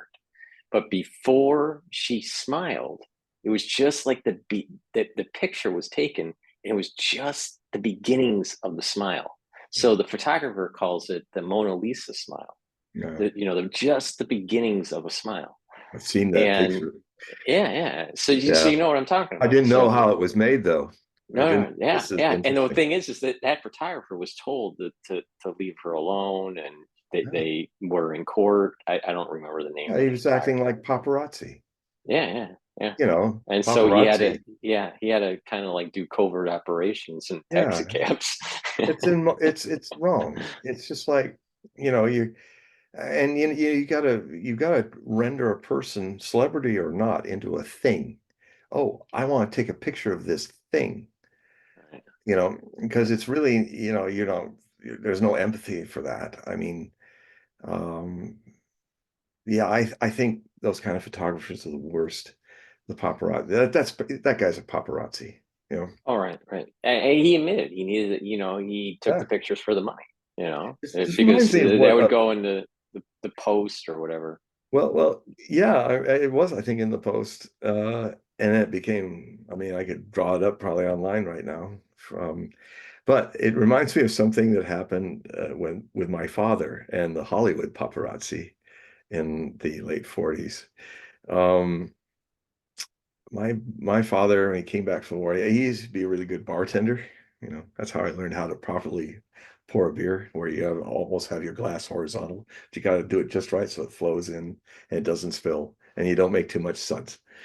And so he taught me that. But well, anyway, so anyways, in this bar, and in comes in somebody that looks almost like his twin, and he gets up against the bar and gives him a drink, and it's Robert Mitchum. My father they look like they could be twin brothers. Wow. And whenever I watch a Robert Mitchum movie, just the way he walked and those thick eyelids like my father had, and just the way he spread his legs, and just the way he just was he sounded like my dad. Um, so kind of sensual and threatening. As that's what Tom Robbins said it is, those heavy lidded eyes like Rossini. He said that's what Tom Robbins said once about It was a My scary, father, the way dangerous, he heavy-leaded-eyed guys. Anyway, so there's a flash uh, in the darkness of the bar. Somebody lit off a camera flash, and it was some paparazzi guy that used to come there and drink and eat. And my father said, "No, no, this is a private place. Please, this is don't do this. This is a private place. Don't use that." And he said, "Okay, I won't use it." And so actually my father, Robert Mitchum, got to, he used to come there a lot. It was right after Robert Mitchum had all the public problems with marijuana smoking and the famous picture of him mopping the jail of Hollywood and all that. And they thought we were going to destroy his career, but they didn't, fortunately. And so a week or so later, my father pulls out the newspapers and one of the hush hush rags, and there's a shot of him at the bar with Robert Mitchum, both looking at the flash and looking very much alike. And this is Robert Mitchum's uh, secret twin brother. so, so everybody's in this bar, this is happening and all that. So my father is kind of a patient Taurus. Even when an issue has to have the law of the street involved with it. And so he looked at it and kind of went, I wasn't born yet, but this is what I'm hearing. And went on with his life. And many months later, um, he's going up to Sears, I think, and the revolving door is going around. My story about my father is he grew up in tough neighborhoods of the 30s. He learned how to street fight, and I love sitting with him watching the early Cassius Clay and then Muhammad Ali, and Sonny Liston and all that. He would give me a color blow by blow as it was happening. It was just amazing because he ended up going the Army Air Corps, for it was the Air Force, and it was part of the early stages of the occupation of Japan. And his most famous thing when I said, "What did you do in the war, Daddy?" He said, "Well, son, I ran a whorehouse in Kisarazu." My father was a very colorful fellow. And so um, but he also because he's ambidextrous like me, he he used to eat is he used to use the God, I'm really losing my mind today. The tweezers, the chopsticks. And he'd always, like I do, I grab whatever hand's closest, if it's this one, that one. And so he'd just grab it, and then he would grab it like this and do the chopsticks the other way. And of course, all the kids loved it, and they loved him because he gave them a lot of candy bars and stuff. So whenever his Jeep was coming in, and all the kids would be running down the street and going, "Oh, Musashi, Miyamoto," and and they called him Musashi because after the famous samurai of the 1600s, I think, because Musashi used to fight with the swords both ways. He was, and so they call him Musashi. And of course, he was a big, strong-looking guy. Anyway, so we're back in Hollywood or somewhere around there in downtown LA or something, and so it's the Sears, the rotating glass door, and guess who's coming through the door? The same hush hush paparazzi guy who kind of made that whole fake story about him being twin brothers with Robert Mitchum. So he kind of goes, He had an idea. And what he did is, as soon as the door opened and the guy was coming through, my street fighting dad did a short punch to his chin and knocked him down like a rag. And then he stepped over him, pushed the thing with him in it, and went out. And I said, "Why'd you do that, Dad?" And he said, "Well, son, I figure the best lesson I could teach this guy is to not know who he pissed off. You know, just hit him, knock him down. And then when he comes to, he's like, who was that? Who was that? And then maybe think twice before he done those things, where he says, look, this is private, and then he takes the shot. Look, he takes a shot of Jackie O, you know, like that. My dad were around, he probably would have he stepped out of the taxi and he would have knocked him back into the taxi. carry him forth. You know, but that's a different kind of life. That's not what I would do, but my dad had a rough life. Um, he grew up in Watts when it was a barrio in the 1930s, and his family, his only gringos. And this is an elementary school. And he said, well, son, I had to fight to get to school and fight home. Because if a fight happened, it ended up that this is before switchblades and guns, But if you had a fight, someone picked a fight with, oh, gringo. My dad, when he was 13, he looked 21. He was 200 pounds. He grew up very fast. And so he's already big. So everybody's trying to pick on him. And so what happens is if you defeat the kid, then you have to defeat his cousin, then you have to defeat, and it ends up you fighting with the adults. He had to like fight the whole male family for their pride. And he really learned how to fight really hands-on, literally. And there was one day where he's coming to the door and he's all beaten up, and these guys are behind him, the adults, and his Dutch Hogue, my paternal grandfather, who was a cowboy from Mandan, North Dakota, who bred horses in Montana, and he's also a rodeo rider, and I mean a real cowboy. And so he threw down his paper, leaped from his chair, ran through the screen, ripped the screen in two, and while these guys were looking at it in shock, he beat up all those guys. So, he also he was also a character. I never knew him. He died before I was born, when my father was in his teens, actually. But another character, if he was not wearing a shirt working, if the kids come up and they see this big gash on his side, and they'd go, "Wow, where'd you get that?" And he's, "Oh, son, I got it. I was in World War I," and so he'd talk about how he's fighting the Germans, and the guy bayoneted me. And of course it didn't happen. It was he got his what's the little thing that the thing you get out sometimes, I The can't, appendix. the appendix, yes. I should know, I've gotten it taken out. But anyway, there's some interesting sideline stories there. I think that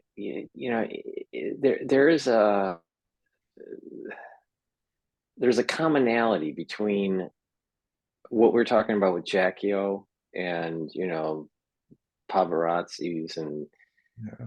what's going on even at the Olympics with the Yes. wokeism. There's this borders are civility is breaking down. We're not respecting civility. You can apply it to even the presidency of the United Yeah. States, the office. When I mean the presidency of the United States, I mean the office of, right? Or Yeah. the office of the speaker, Yeah. the speakership in the House of Representatives. Boundaries are breaking Right. down. Yeah. There's, Yeah. there's a need for boundaries. Yeah. This idea of, oh, You we don't you need any boundaries. Well, you see it even on X, all right? yeah. Formerly, Twitter was, the same thing was happening on Twitter, but you see it on X, where someone may be following you and they're seeing your feed, right?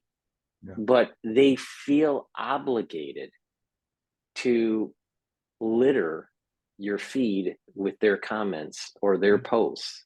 Yeah. And and maybe I'm old fashioned, but I view like social media is okay, your channel is your property.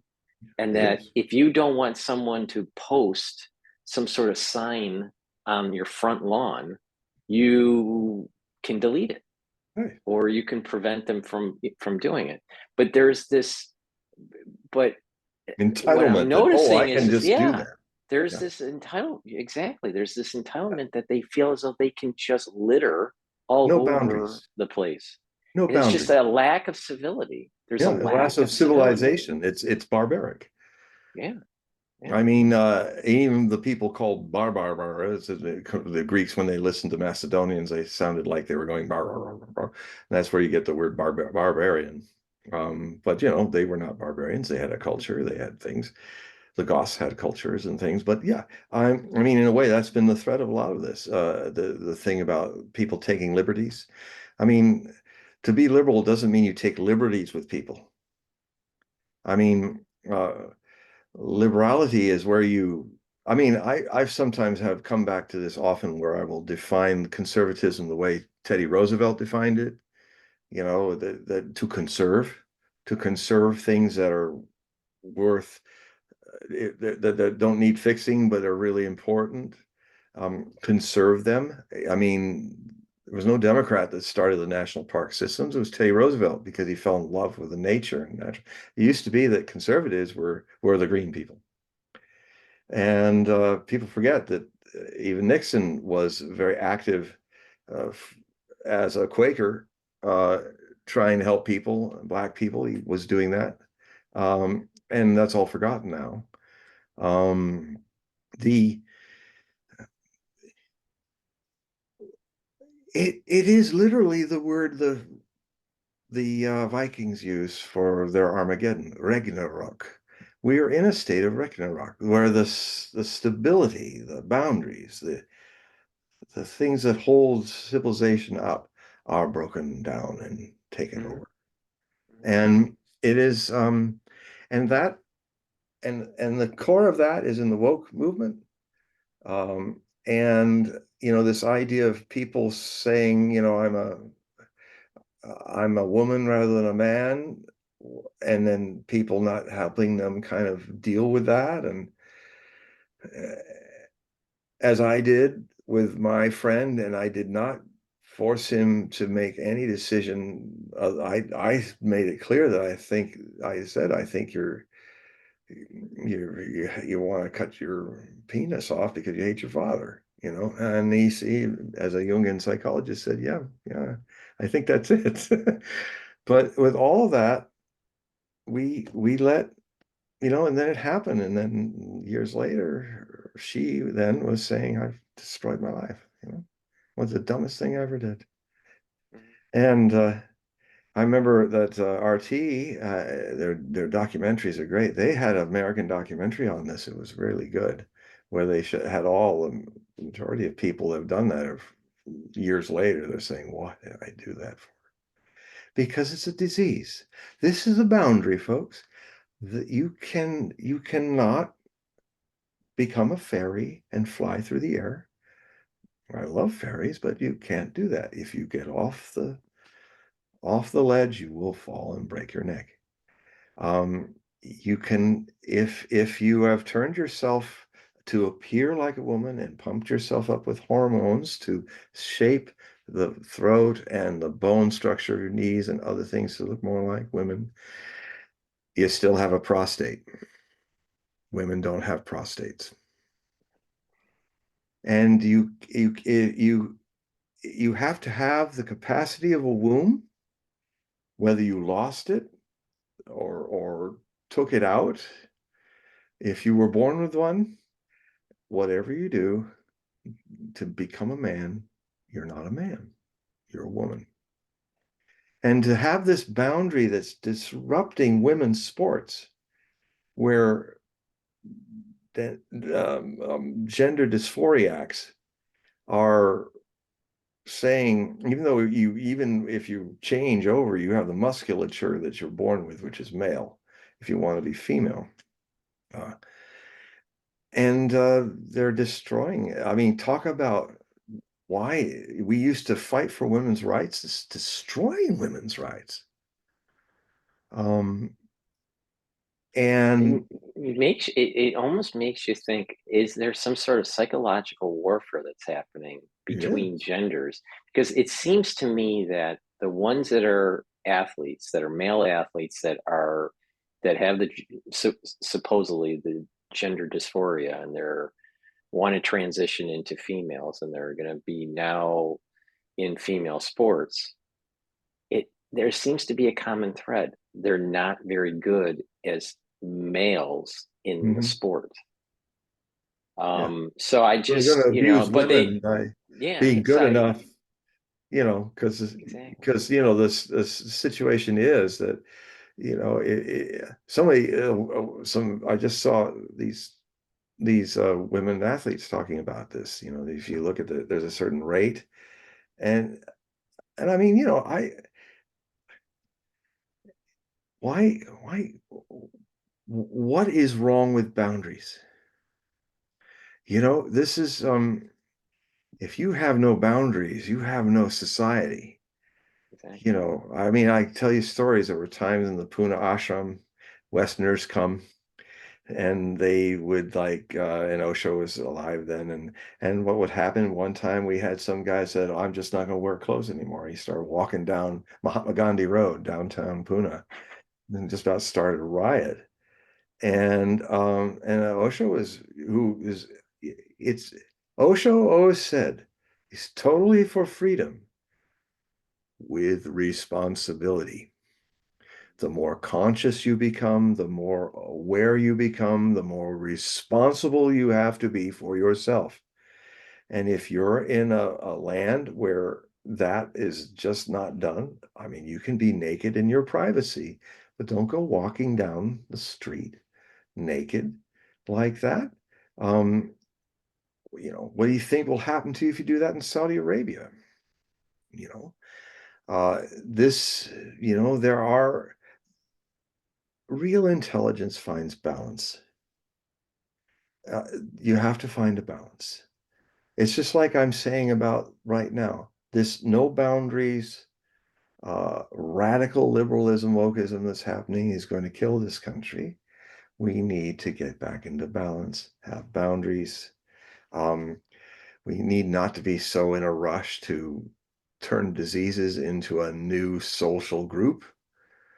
What's next? Schizophrenics? I'm a schizophrenic, so you have to if I ever start hearing voices, you have to listen to what my voices tell me and to do. No, you were hearing voices because you're sick. It's unfortunate and we're here to help, but it's like that's so balance. I mean, just to be free. There was a time in the beginning of the Soviet Union where things were really wild and free, and everybody's breaking up their marriages and having multiple partners and all that. And then they had to kind of sit down on it by the mid 25, in 1925. Because in fact, there was one story where a police conductor on a street is seeing a woman walking right down the middle of traffic, and he stops her and says, "What are you doing? This is dangerous." Says, "I'm just doing my freedom. I feel like walking down a busy street, and this is what the revolution's all about." She probably got run over in the Moscow traffic.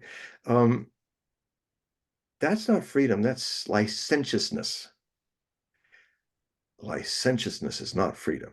Licentious is I can do whatever I want, no responsibility for anything, anybody.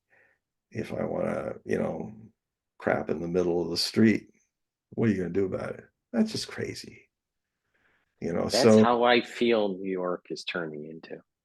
I yeah, feel, I'm not even in New York these days, but man, what I'm I just, seeing, yeah, I don't want to go to New York now. no, I mean, it's turning into a public bathroom. It's turning Yeah. into a lawlessness, It theft. wasn't this bad in the 1970s. This is much worse. It has a BLM movement kind of feel to Yep. it too. What are all these There's a mass robberies? All these, which are literally closing downtowns around the country where people kind of are moving their chains out and all. I mean, watch the footage of it. People just coming in droves and just taking, like locusts, taking. The problem with this is that's how you get fascism. If you're licentious and you're doing this and you have no respect for people's space, people's lives, their businesses, their what they're that you just grab things and run away with it.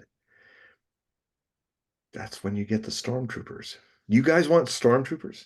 Then sit down on some of those folks that are going that far, because what then happens is somebody comes in with the police and they start shooting people and they start arresting people and they start shutting everything down like the Nazis did.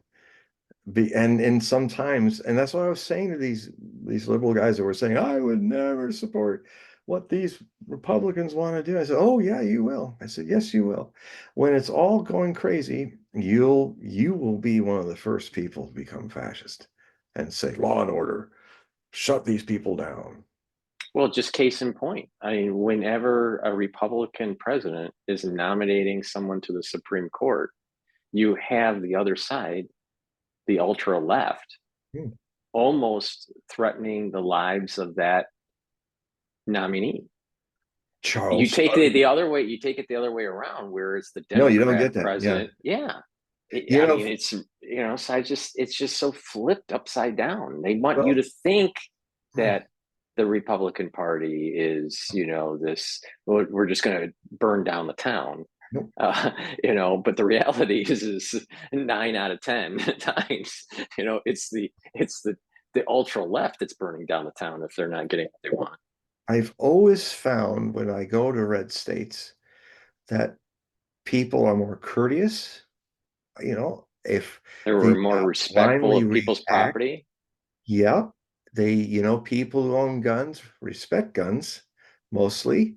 I know because my father trained me how to use a gun. I don't have one. I don't want one now.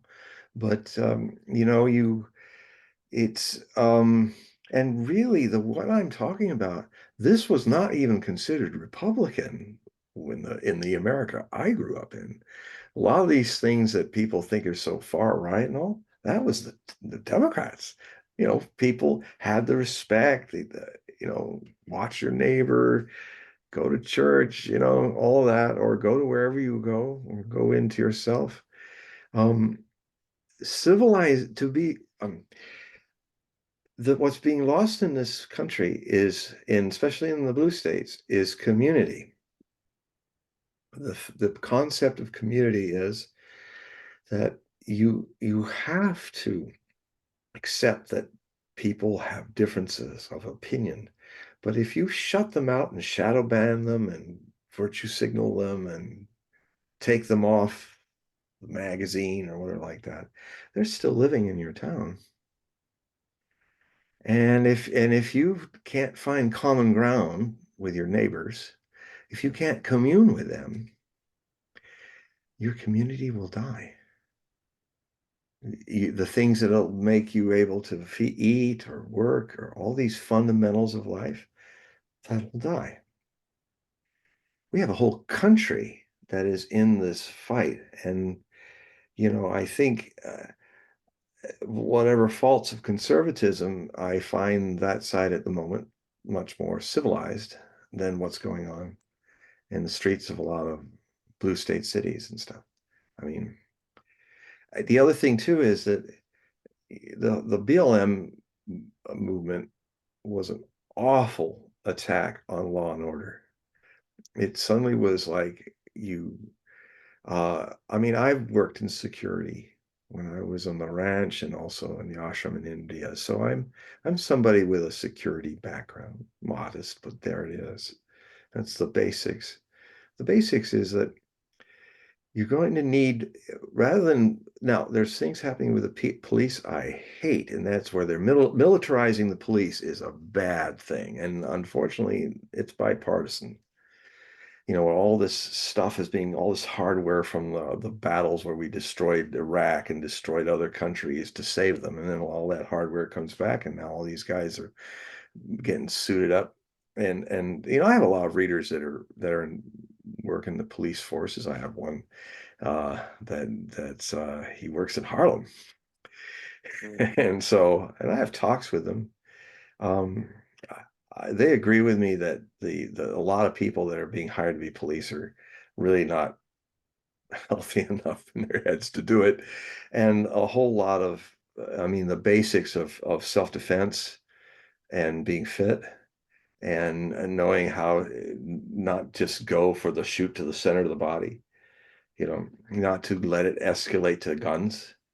It sometimes has to go there, but this is such a quick jump to that. So there's an education or a different education that has to happen in police force work, and these guys need to know the law. A lot of them don't know the law, what they can and can't do, and private property, they just do it. But at the same time, you've got governments that are thinking with no boundaries, trying to woke people up that um, defund the police. Now, New York got a huge defunding of the police. A lot of the detectives got taken off. How are you going to do long-term investigations in crimes without detectives? The other thing is that when you take the police out and then you demoralize them, you make them feel shame, and that you go and burn down their police center departments, and these guys leave. They leave the country. Said, God, the people hate us, and we're risking our lives, and these people don't even care. We're risking our lives every day as that thin blue line, and the people don't want us. So guess what?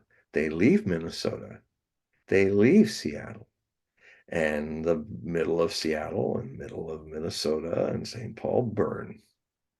And the people that get abused the most, with people just looting and being released after committing crimes because they're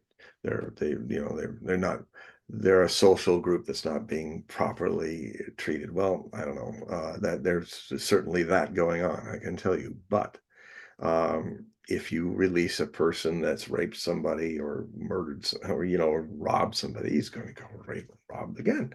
And and so and what happens is, you know, I I used to work in Watts. My father's lived there, but I used to work all through the inner cities of LA doing theater. I would play the wolf in Little Red Riding Hood opera, children's opera, and we ended up literally going to every school across East LA, Compton, Watts, North San Pedro, um, all the places. I was all through the inner city. And the thing I was so shocked to see is how uh, they do two classes at a time. We go finally up to the sixth grade. And, I kind of, a lot of kids, I look like a bear, and they would be talking, little red, look out, that bear, don't look out for that bear. And, but it was just beautiful. But what I saw was by the time we got to the fifth and sixth graders, we were afraid for our lives. They were like, well, I'll tell you what I'll do, and pull out the knife and all that. And I watched every day for months that I did this government system thing. And for all the schools, the elementary, middle school, kindergarten, all throughout the LA inner city during the latter half of the 70s, mid 70s, latter half, I watched how those neighborhoods destroy kids. And so you need what we used to have more in the policing. There were more people that would work with the police as social folks. But now that's all stripped away. And now it's just the cop has to be the social expert. And some of the most dangerous situations are domestic calls, keeping families from fighting each other. And then you get into a point where they say, we don't like you people, we're gonna get, and some idiots are out there with no boundaries saying we don't need police. Well, you know who that hurts the most? The people I saw in Watts, the people I saw in Compton, and I saw in the inner city in North San Pedro and all those areas, because they're the people that are going to get hit first. If Black Lives Matter, these are the Black lives that are going down first. So it's madness. Mhm. It's, I suppose, something Gurdjieff said, great mystic who I'm paraphrasing.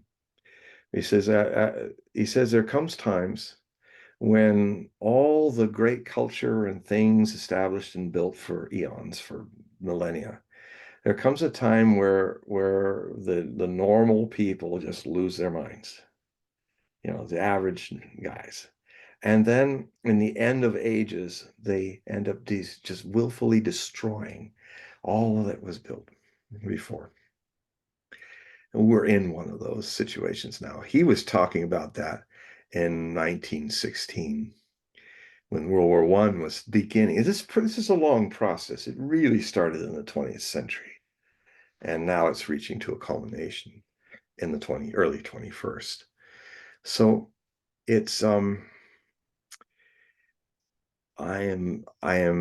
I think a little timeout if we go a bit far right is probably better than going more far to the left. Otherwise, this whole country is going to collapse.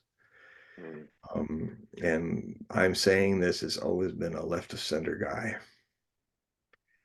I mean, but again, I have hope in the the red state people I know. They'll debate, they'll discuss. They remind me of the America I grew up in, and they remind me of Democrats, not John Birchers and stuff like that. I mean, this is how your average Democrat dealt with stuff back in the 60s and the 50s when I was growing up. So, and that's all gone now. Now, when they say, oh, these extreme right people, they're talking about right center people, just slightly center from the right, extreme right. And it becomes this, I mean, the press has no boundaries. They're they're all paparazzi now.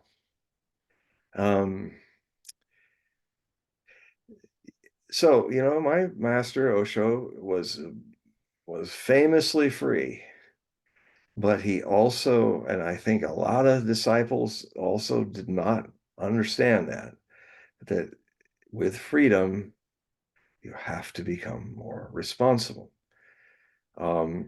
And the more freedom and consciousness you have, you need consciousness to kind of be aware of where the boundaries are. These people are saying, I don't want to think about boundaries anymore. I just want to pretend I'm Jesus Christ in front of millions of people in the sane, and I'm morbidly obese, and I think I'm beautiful. No, you're sick. You need to change your diet, do something. No, you're ill, and you will die an early death, and all kinds of things because you're morbidly obese, and you're showing it all out there with hardly anything on. Well, okay. What you're showing me is your insanity, not your liberality, not something insightful. You want the world to be as insane as you are going. And I'm not a person who will follow that.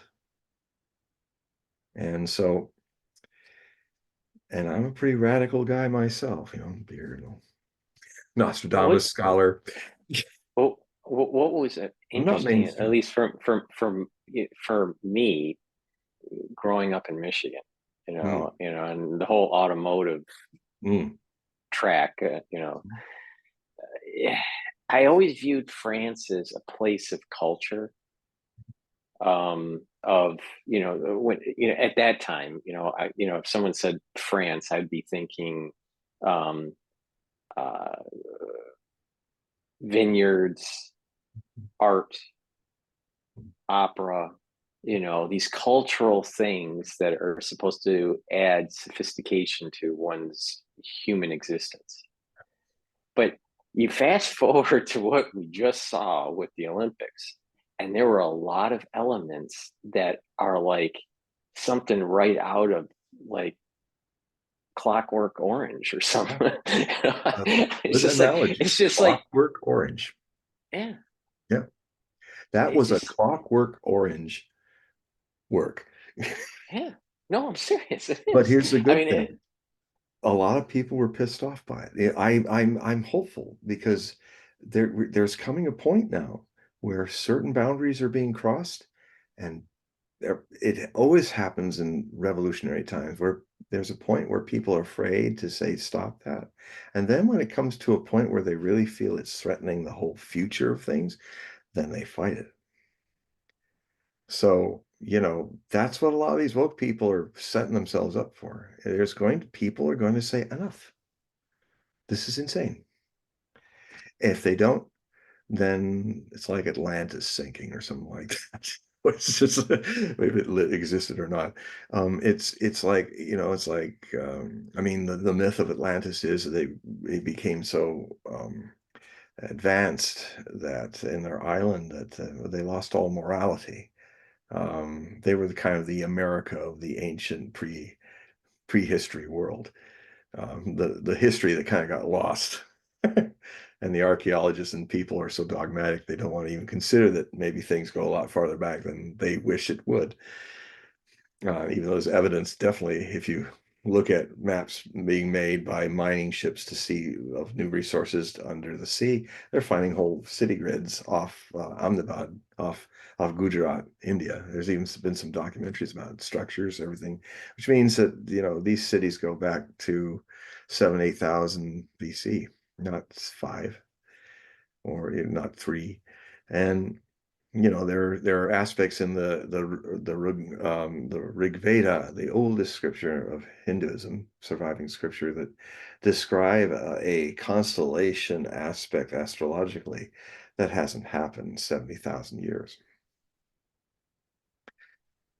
So, there's one must stay open, but also one must stay with boundaries. Balance. I mean, this is where I hold a lot of hope for China, since now they're coming really as a great influence in the world. And this is what I have as a core of that, what's going on with the majority of the world that's trying to rise out of this madness of, and the thing that really resonated with me, they're saying, look, first thing, build the foundation.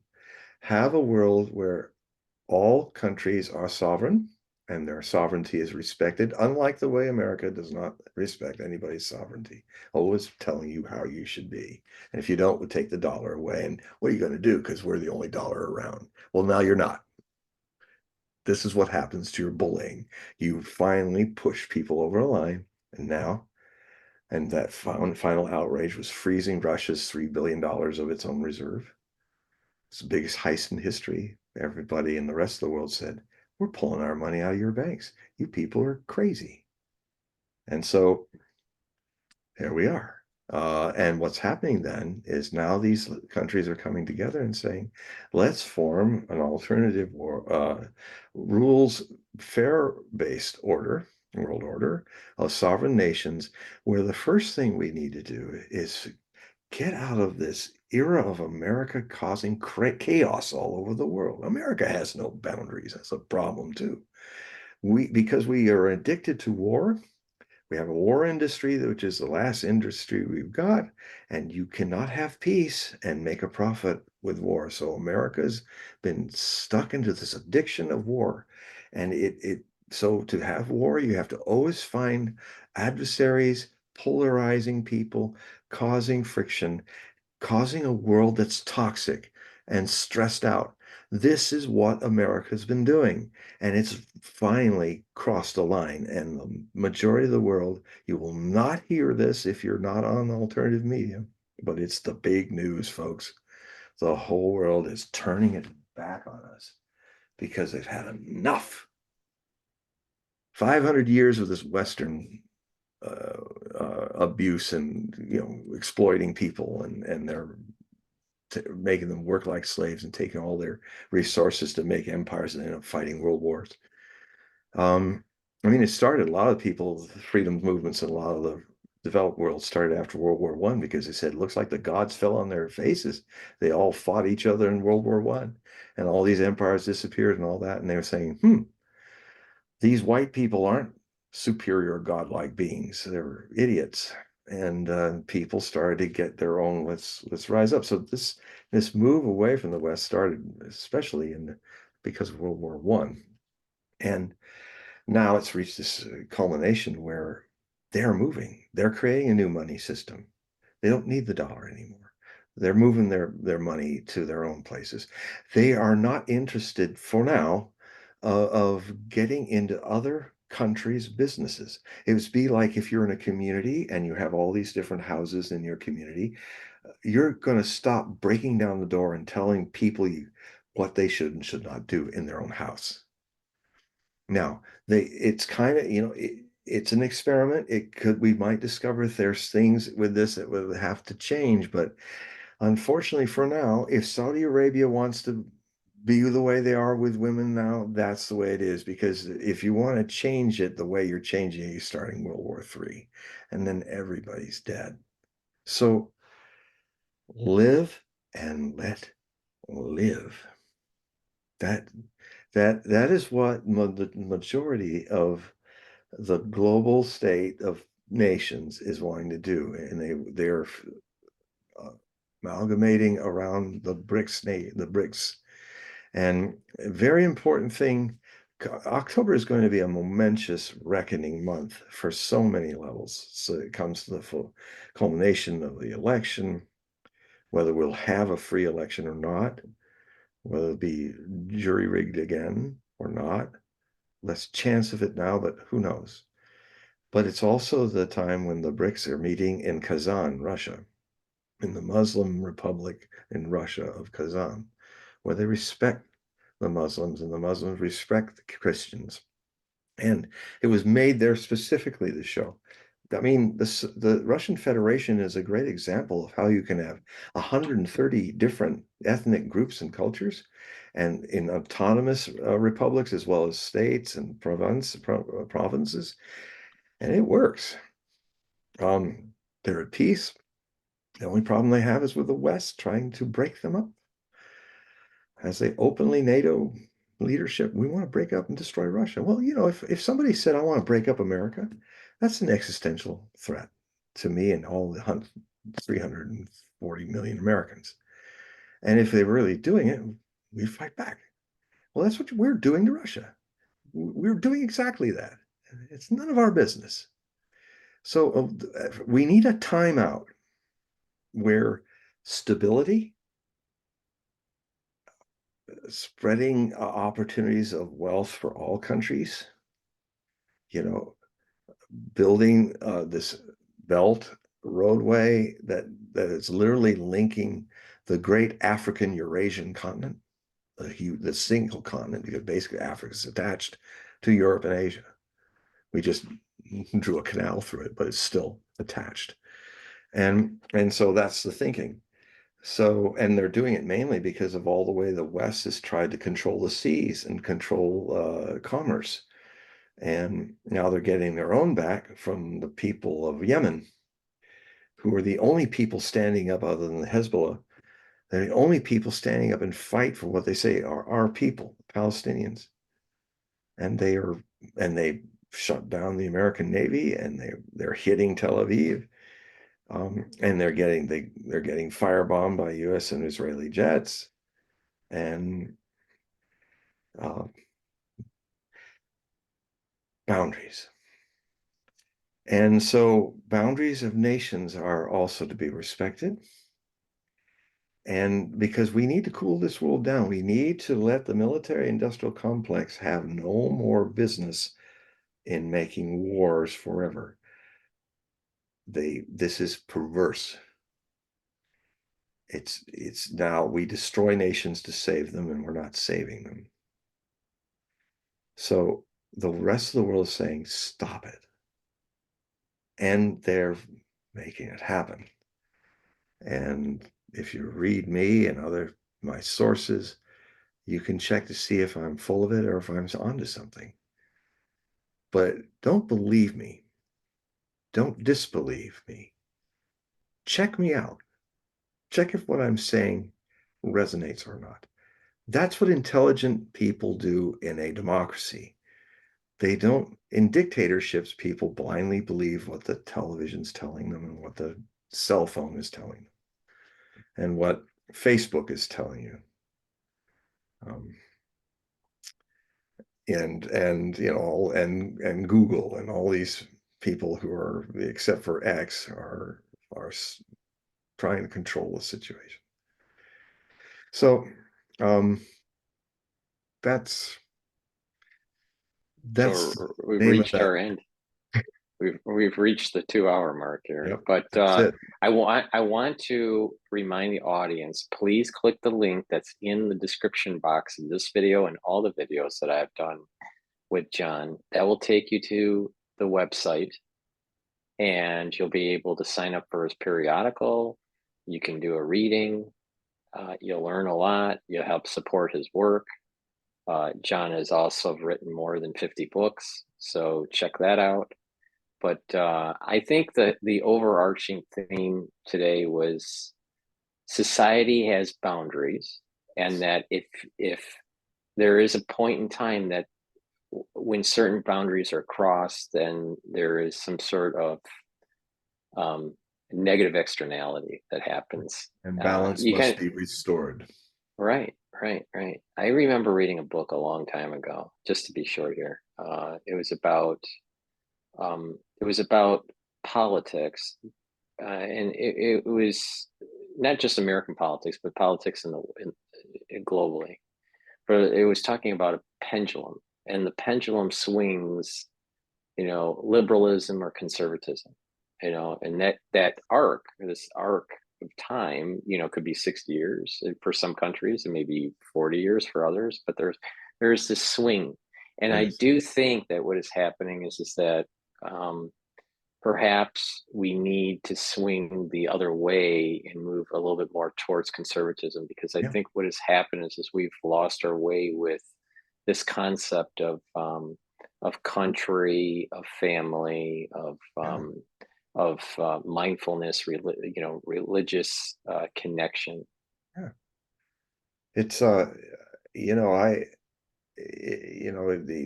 there are problems with the family, but it is I mean, I'm going to write a book later in the decade which will look at an evolution of the family system becoming the whole community of will literally where your whole community is your family. Kind of it's the eternal recurrence of history that we started as tribalists, but the full circle could be in another great era of kind of being conscious tribalists, where it's not about tribes pitted against or just survival, but just the whole. I mean, Hillary Clinton probably stole the phrase from somebody else, but it's a good phrase. It takes a village, and in a lot of the world, the village is that kind of life is still existing. And what would be good though is if the problem with marriage is that is from its inception, when people started wearing clothes and civilizing and not hunting and gathering anymore, it then became important that your children were actually yours, and so because you had property. Now, I lived in a very experiment of that for 4 years in Oregon in the Osho commune, and I'll be in this book able to talk about a lot of things Osho and us planned to do if the U.S. government didn't shut us down for practicing our First Amendment rights of a religion that was not the same as all the other more comfortable religions. And it was because of religious pressure from the religious right, which was very politically powerful during Reagan's administration, that had our commune destroyed, my master poisoned, and all of that. And they were going to do Jim Waco, Jones. a Waco. Oh, No, they're Waco. going to do a Waco. Waco on us. And that was Operation Serenity. That didn't happen. Someday I'll have to talk about that because it's all documented by a dear friend of mine, a fellow sannyazin who was also a New York journalist before he was a sannyazin. So he put on the three-piece suit, nylon suit, and went back out, and did it and got tapes, audio tapes, transcriptions of everything that the US government was doing about us. And it's quite shocking. But that was back in the 80s. It's a lot worse now. But the thing is, the I'm trying to work together. I've been 30 years thinking about this book and how a new kind of unit of interacting community, which preserves the individual integrity of everyone, but also communes. If we had kind of a situation where like the kids belong to the commune, that's what Osho used to say.